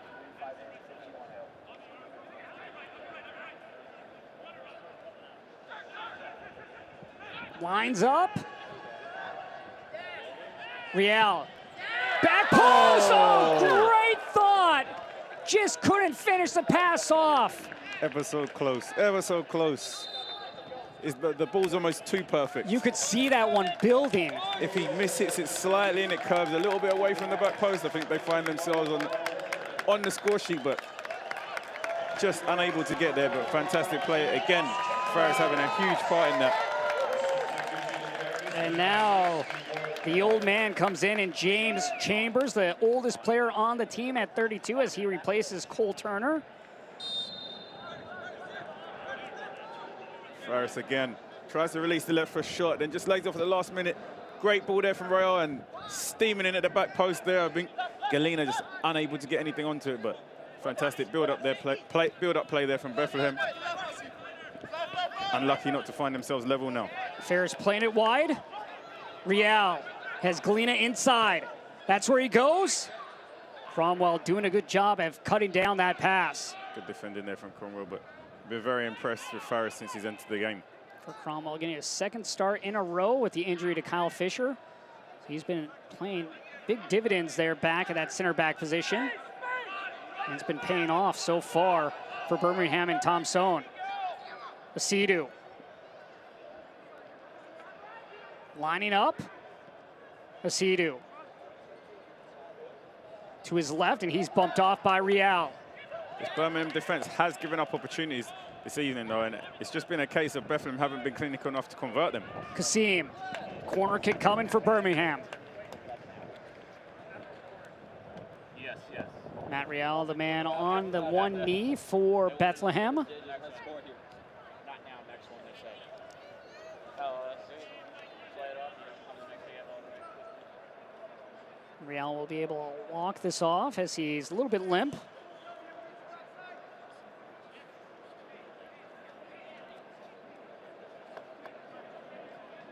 Avia with the in-swinging corner.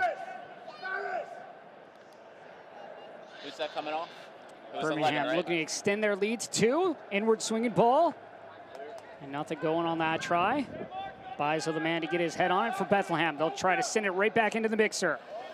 And that one flicked back. And now Birmingham with 2. The second one coming from J.J. Williams. Beautiful delivery into the box there from Avia. Williams just needed to get something on it to take it past the keeper. Birmingham comfortably now 2-0 in the lead. But it could have all been different just moments earlier with Bethlehem's attack. It's a great ball into the box there from Avila. Just a great little flick to find that back right corner. Glances it off the top of his forehead. Past the goalkeeper Morton.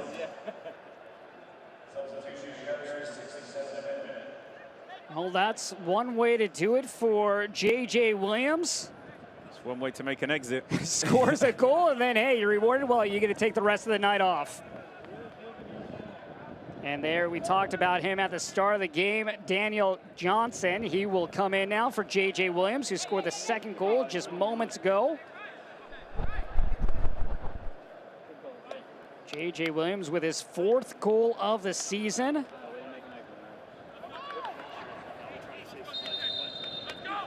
And now there you see Daniel Johnson. You talked about it, how he spent time in the West Ham United Academy. At the age of 13, he moved over to London, spent 4 years with West Ham. Yeah, whenever you see a player and they've spent that amount of time with a Premier League academy or a Championship academy, there's something special about it.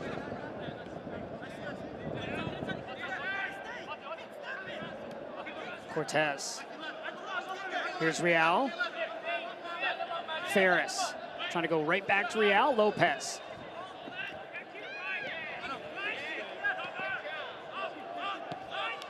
Kenge. And now here is Chambers. Chambers with over 400 games of experience. 32 years old. He is the man that this young team relies on. When we were talking to Brendan Burke, talking about just how important he is. This is flipped over. Galena cuts back. Still loose. Galena with a wide open net. And he finds the top corner.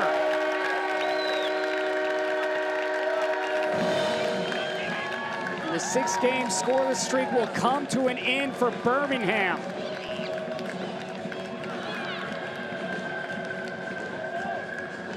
And you have to say, if there's one thing Bethlehem have deserved today, is to get themselves onto the score sheet. And that's the thing with youth. Despite the result, they never give up. So much energy, enthusiasm. He fights, he battles for this ball, gets the halfway yard out his feet, then he buries it in the top corner with his weaker foot, with his left foot. I'm glad to see Bethlehem get themselves on the score sheet tonight, based upon how they've played, the effort, and how they've gone about this game. Mikey Lopez on the goal line there, but nothing he could do to stop that shot from Michi Galena. Things could have been very different had they converted a couple of the chances that they had earlier in the game, but now it makes a very interesting last 20 minutes. Not so comfortable as Birmingham were in 5 minutes ago. You're looking at just 2 minutes before that, they extended that lead to 2, so at least they gave themselves breathing space. They needed it. And that was huge. Williams getting that definitely header just before he exited the game proved out to be a very important moment. But once Ferris came on here in the second half, he made an immediate impact. And he was right there in front of the goal, trying to take a swing at the ball. But ultimately, Galena would score for Bethlehem. And now they trail by 1. Plenty of time to find an equalizer. But that's also the way you want to respond. Right after that second goal takes place, they weren't deflated. They weren't out of it. They just went back and got to work to find that first goal. Now here's Ferris. Through ball, trying to find Galena. That one punched away. Coming up. Oh, Real. That one just curling away, but with where Van Okel was, Real had a wide open net once again. Real just unable to come up clutch there. All he needs to do, at least just hit the target there. Fantastic through ball again. Ferris has had such a huge impact on this game. Just hit the target. At least make the keeper make a save, make the defenders make a save. He skewed this one completely wide. It's a big let off there for Birmingham. Bethlehem nearly had the equalizer 3 minutes after they got their first goal from Michi Galena. How impressive has Ferris been since he's entered the game, though? I'm tempted to give him man of the match, and he's only been on the field for 20 minutes. But now you're seeing the tide switch here to Bethlehem.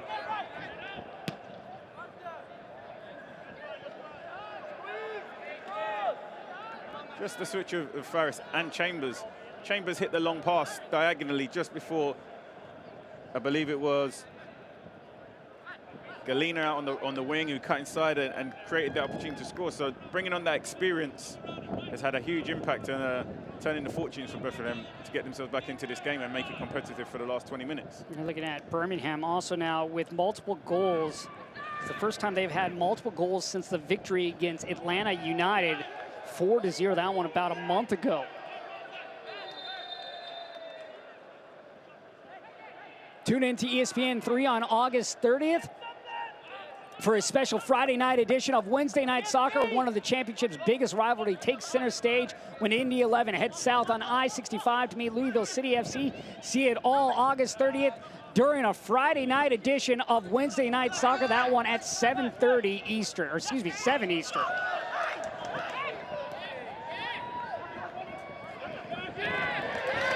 Cortez plays it wide, Real.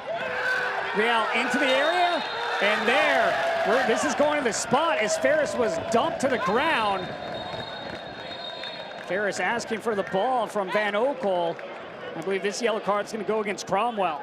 Yeah, Ferris just needs to be careful. Don't go get yourself a silly booking, but he's been an absolute tornado since he's come onto the field for Bethlehem. Birmingham haven't known how to deal with him whatsoever. Fantastic through ball initially for Real. He doesn't even get the chance to deliver at the box because Ferris has already been taken down by the defender. Referee took his time to make the decision, but inevitably pointed to the spot. And now another great chance here for Bethlehem to possibly find the equalizer, as they will set up from the spot.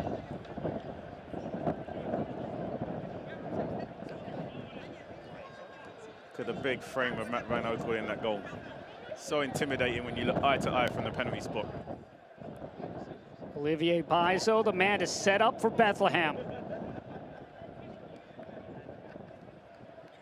Van Oekel standing on his goal line. Ferris has got my vote for man of the match. It's made a huge difference, that's for sure. And now Bizo looks to possibly tie this up at 2. And we are not going at 2.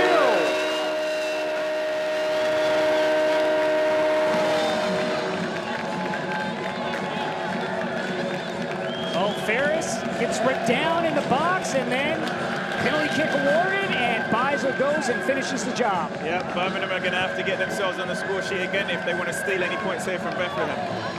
Oh, this has been anything but a normal football game tonight. 2 players off with red cards, and then Bizo there getting the equalizer from the spot in the 74th minute. And this young Bethlehem team have done something that not many teams have been able to do in recent weeks, and they've scored twice past this Birmingham defense. Twice in the span of 5 minutes. Right now, they have all the momentum. It'll be interesting to see how Birmingham react to this, considering it's not something they've had to face too often over the past few weeks. Johnson was one of those guys that we were talking about before the game, how he can present a problem in the defensive third of Bethlehem. But really, these last 7 minutes, since that goal by J.J. Williams, and then he exited the field, Bethlehem has spent all their time in the attacking end. Something has clicked for Bethlehem as of recent in this match. This is a little bit a case of David versus Goliath in terms of Birmingham versus Bethlehem, and the record that Birmingham currently have keeping so many clean sheets. You know, everybody always roots for David. A big opportunity here of taking down a Goliath. Avia and Johnson lining up near the ball.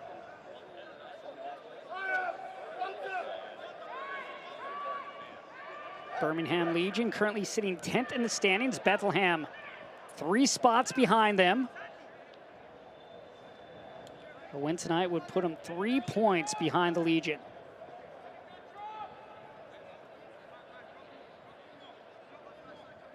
Both teams chasing points the remainder of the season. Avia sends it in towards the 6. Kasim. Lopez, and that's going to find the back. And now 3 goals for Birmingham. And then there's a little bump with the official, and that's going to be another a red card. So 3 red cards right after Mikey Lopez scores in the 77th minute. It looked like things were rolling for Bethlehem. And then you have the free kick. Ball pinballs around. This opportunity comes off a terribly struck shot on the edge of the box. The ball falls to the edge, completely shanks it with his right foot, comes off the defender, bounces up perfectly for Lopez to swing with his left foot and bury it into the back of the net. The defender could probably actually blame himself. He's on the floor. He's waving at the referee instead of getting up off the floor, and the ball comes off him and they end up scoring. If he gets up off the floor quicker, maybe the opportunity doesn't happen. Hey, we're ready for a sub now. Ready for a sub now. Birmingham sub, 33 12 out. 12 out.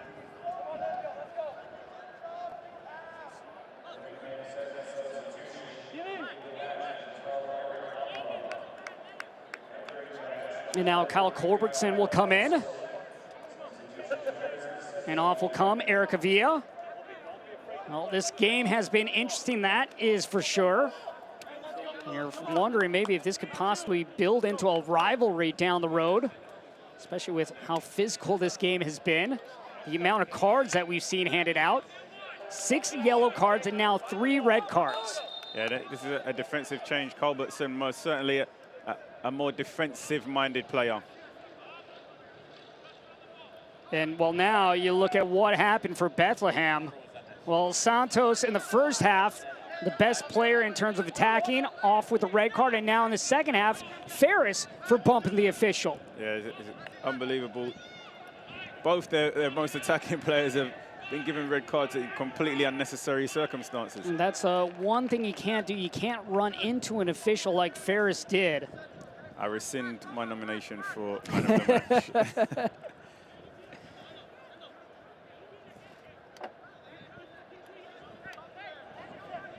And there he gets into the space and gets his chest on the referee.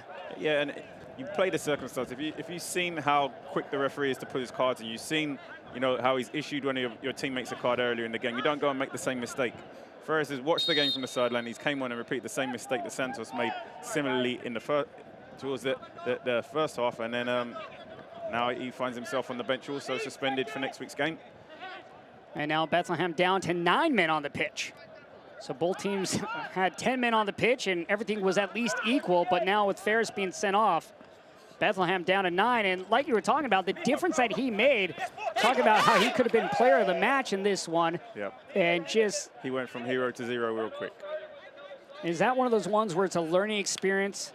He's 19 years old, but at the same time, growing up, you know this rule. You learn that when you're 5 or 6 years old, that you don't run to the referee like that, especially in a way where you make physical contact. You know, it's emotion. You're going to be emotions high, but you can voice them without giving any kind of physical contact to the referee, where he's going to issue a card immediately.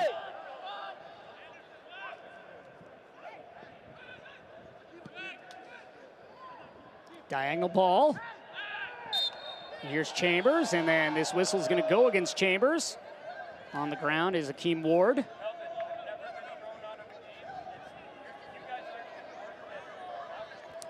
Fans, the USL unveiled its elite youth program, USL Academy. This allows clubs at all levels across the USL to develop its local youth and compete at the highest levels across the United States, including the USL Academy Cup. For more information, visit uslsoccer.com/academy. But back to Birmingham's goal.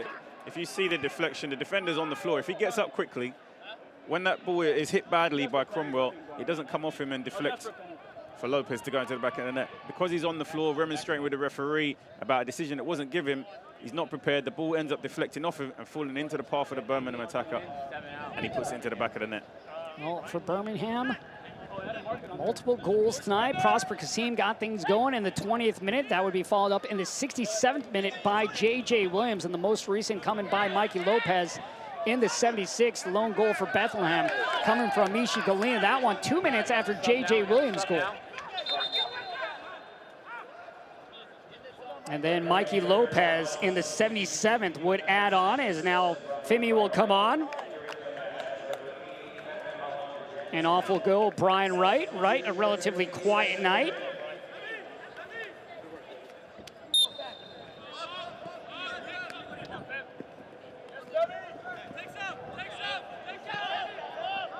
Cortez to Harriel.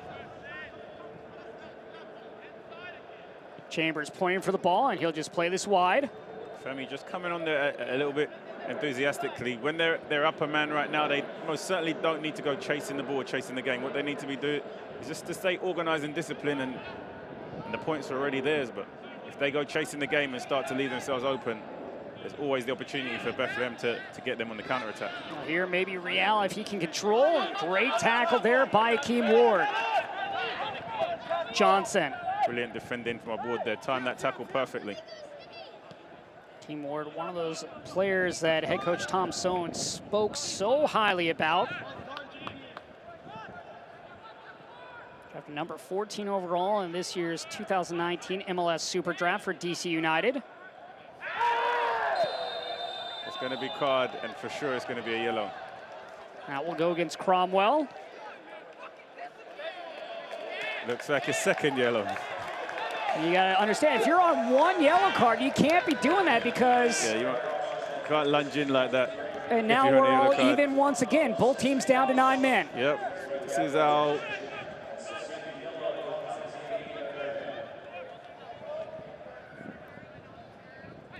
Just scoops it up.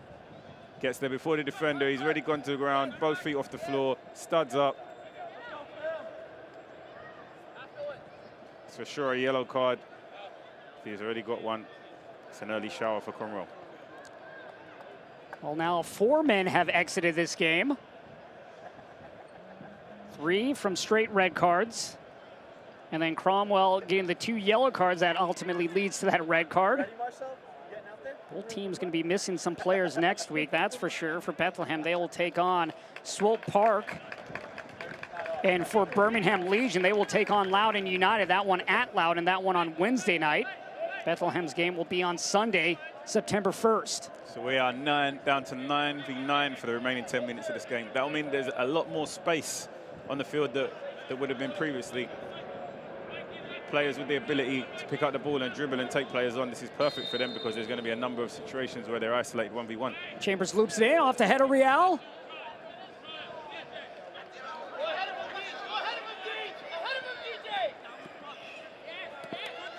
Hale giving chase for Bethlehem.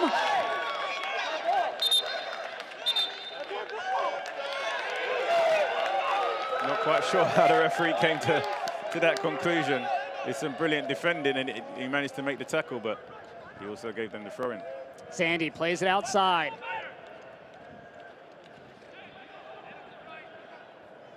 Galena, right back.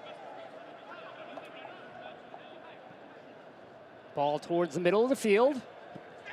Chambers, near side. Cortez. Real, back to Cortez. Still plenty of time for Bethlehem to try to find an equalizer. This one going over the top.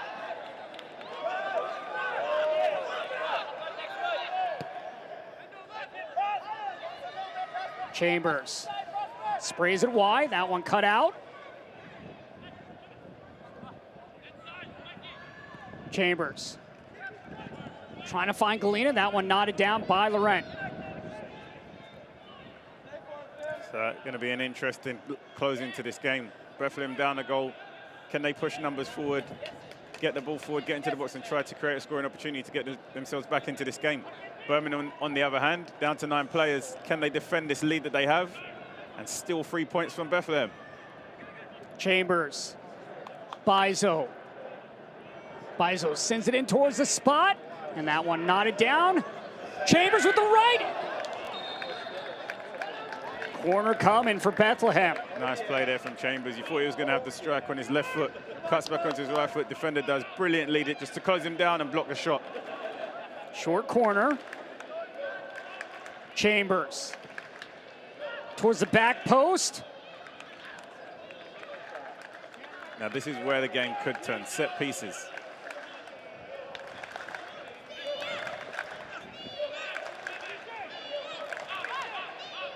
Real. Cortez. Zandy. Chambers lines up, and that one narrowly misses. Speculative effort, but I think Van Oekel had it covered. He didn't look too worried.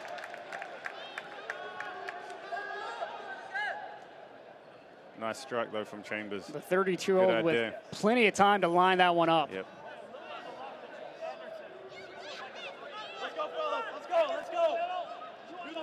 Chambers coming on as a sub in this one. He's been with Bethlehem now for 4 years. He's been with Bethlehem since their inaugural year. Look what the Irish National has done. U15, 16, 17, 18, 19. Played at pretty much all levels for Ireland. Just provides that veteran leadership and guidance, probably both in training and on the field. He's almost 10 years younger than the next oldest player behind him. You'd have to turn his age backwards to get the age right for them. Cortez will have a throw as that's played off Daniel Johnson.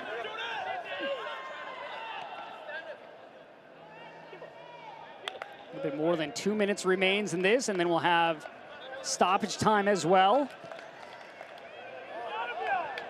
And Bizo offside, flag up. Yeah, good opportunity there for Bizo. He just needs to time his run a little bit better. Went too early. Not too many opportunities to get themselves back into this game now for Bethlehem. For Bethlehem, just getting 1 point would be huge tonight, because if they are to drop this one to Birmingham, that would push them 9 points behind that 10th and final spot, which Birmingham currently controls at the moment. We spoke about Van Oekel's distribution. This will go way upfield.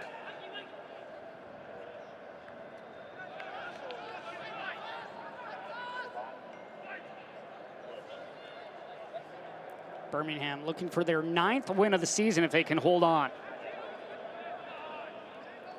Yeah, and I think the coach will be obviously disappointed they've lost their clean streak, but still to be able to pick up the win is always a positive.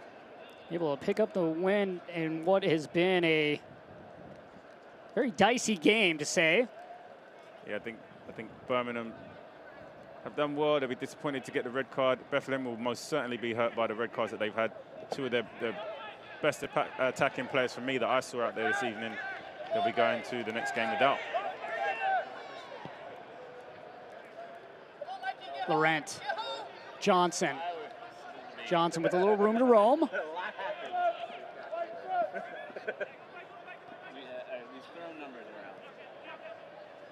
Kasim. Johnson on the corner.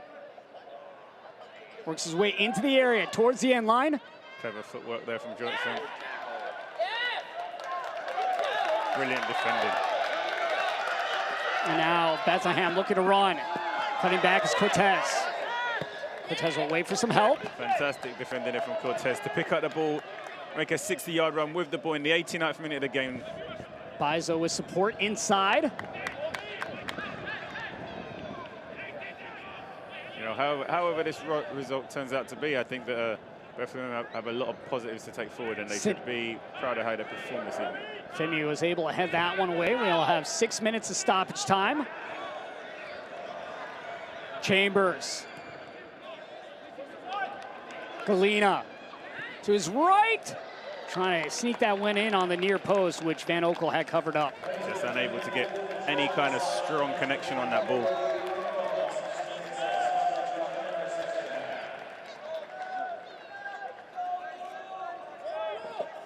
Just 6 minutes remains in this one as Birmingham looks for another win on the road. It would be their 4th of the season.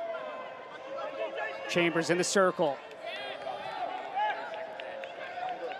1v1 situation here. Cutting in to the left. Nice little spin.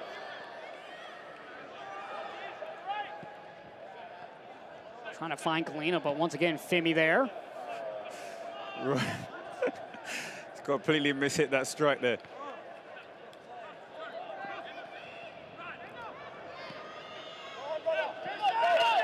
Johnson. Aceto on an overlapping run. Johnson to his right, and that one blocked. He's gone to his left to a wide open Kasim. Yeah, Johnson needs to make sure he gets himself back in position here because Bethlehem go on the counter-attack at speed. They're wide open. Real. Zandy. Chambers. Bizo. Bizo on the far flank. You can see some of these players are really exhausted playing 2 men down, having to cover so much more ground. Galena in the area.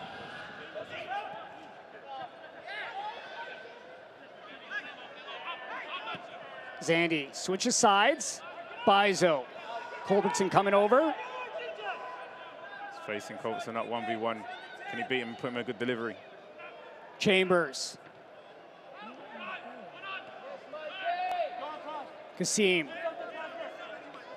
Working his way towards the outside. Now he has a little space. Trying to beat Harriel. Foot race right now, and then Kasim slows up. Good play from Kasim. You wondered there when he got lunged there if he just took the contact and went down and took the free kick, but well done to him for staying on his feet and going on and winning his team a throw-in further up the field.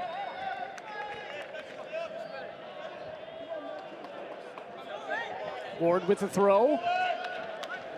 Goes into Kasim. Cortez on the backside. Real. Chambers trying to avoid Ward.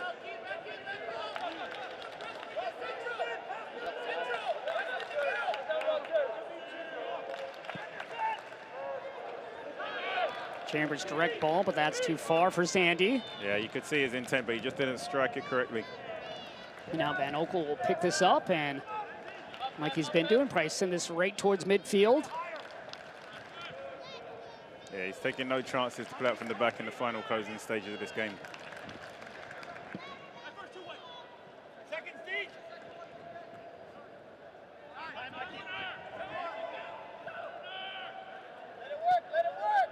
Culbertson. Sidu. He loses possession. Lopez. Johnson.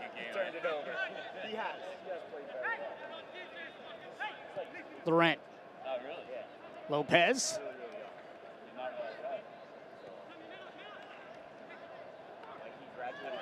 Johnson. To Ward. Ward with the right, square ball.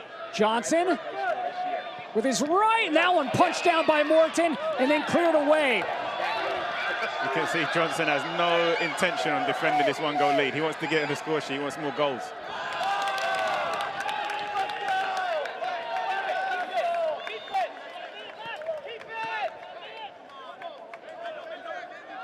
Ward will play this one all the way back to Van Oekel. A little more than 90 seconds to go now. The coach screaming at the players to just see the game out. Laurent. Femi will just try to run things down a little bit more as he plays it wide to Ward.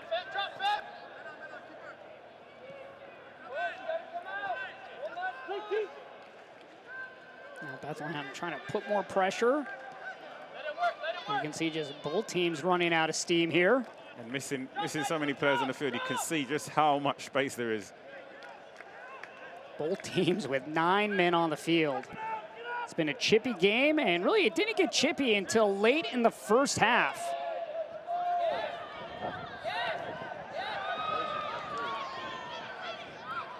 Cortez. Good defending again from Cortez there. He's done well in the closing stages. And now Bethlehem will have to make one last run here. They want a chance to find an equalizer in stoppage time. Bizo cuts inside. Bizo trying to get around Culbertson. And now that ball comes loose to Sidu. Culbertson did well there just to get a toe onto that one. Now Birmingham will just look to continue to drain the clock. Try to escape here with that victory. And yes, the clean sheet streak is over. 3 goals tonight for Birmingham as Real plays it wide. It's not over yet. Bizo. 1v1. Over to help us Johnson. That ball is tracking for Zandy. into the area. Shot, and that one rises over. Great look there from Kenge, but that will be the final strike of this match, and Birmingham comes out on top with a score of 3-2. Chris, your thoughts? You can see how exhausted both of these teams are, playing down and playing down with 2 men for the remainder of the game. Many of them are just collapsing onto the field, but a fantastic game. Bethlehem gave it everything they had. Birmingham were also good. They lost their clean sheet streak, but they come away with 3 points. Well, the better of the two sides in the end. Birmingham, with that 3 points, will now find their way into that 9th spot in the standings. A tough game, a weird game for that matter, with all the cards that were handed out. We saw a total of 4 red cards ultimately that we're giving out tonight. One of those things that is very rare you see, but Birmingham goes on the road to Chester, Pennsylvania, and comes out with a victory 3-2. When we return, highlights and stats, and we'll close it out for you from Chester.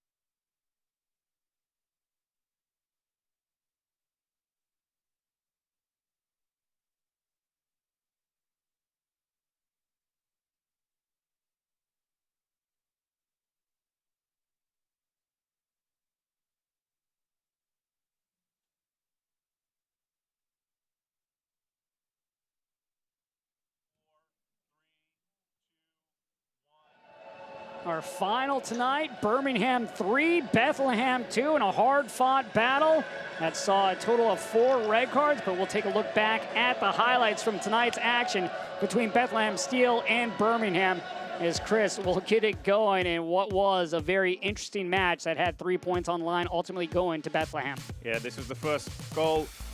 Nice composed strike on goal. I think the keeper probably could have done better had he had an opportunity for this one again. Probably sees it late, but that was the goal that put Birmingham into the lead. And then things would get heated between Bethlehem and Birmingham. Yeah, it wasn't the dirtiest game, you know, 4 red cards.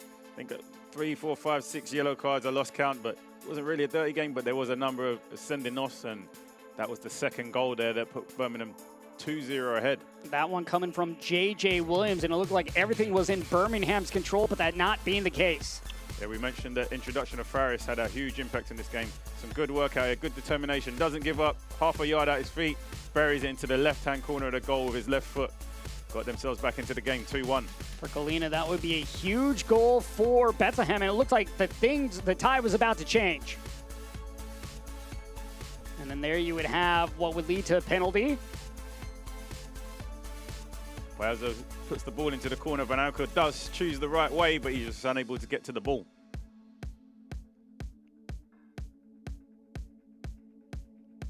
This was the goal that gave them the lead. Good delivery into the box. Falls to the edge of the box to Cromwell. Mishits it, comes a defender. Falls to Lopez, and he slams it into the back of the net with his left foot. And there's the bump by Ferris, and we were talking about how good Ferris looked since coming on, but he would have to exit right then. And as we'll look as the stats from tonight's game, Chris, anything really stand out to you between these two teams? Yes, red cards. Yeah, well, that for sure. both teams finishing off the game with 9 men, and it had a huge impact on both the tempo of the game, the space. You know, it made it very difficult for both teams, but I think it was an excited game for both teams. I think but Bethlehem have a lot to be positive about in the game, but Birmingham also have a lot to be positive about, getting 3 points away from home, continuing on that winning streak. Obviously lost their clean sheet streak, but still heading in the forward direction. 3 points gives them a little bit of breathing space now between themselves and St. Louis, and they jump forward into 9th position. For Birmingham, 6 wins now in their last 7. The scoreless streak does end, but they do find multiple goals tonight here in Chester, Pennsylvania, as they come out on top with a victory of 3-2 in what was a testy game at that, but ultimately finding a way to come up with the victory and head back to Birmingham with the important 3 points. As you said, Chris, they now sit in that 9th spot in the standings for our crew. Chris Nurse, I'm Josh Toll. Good night. Birmingham with the win, 3-2 over Bethlehem. This copyrighted telecast of the United Soccer League Championship cannot be retransmitted, rebroadcast, or reproduced without the expressed written consent of the United Soccer League Championship.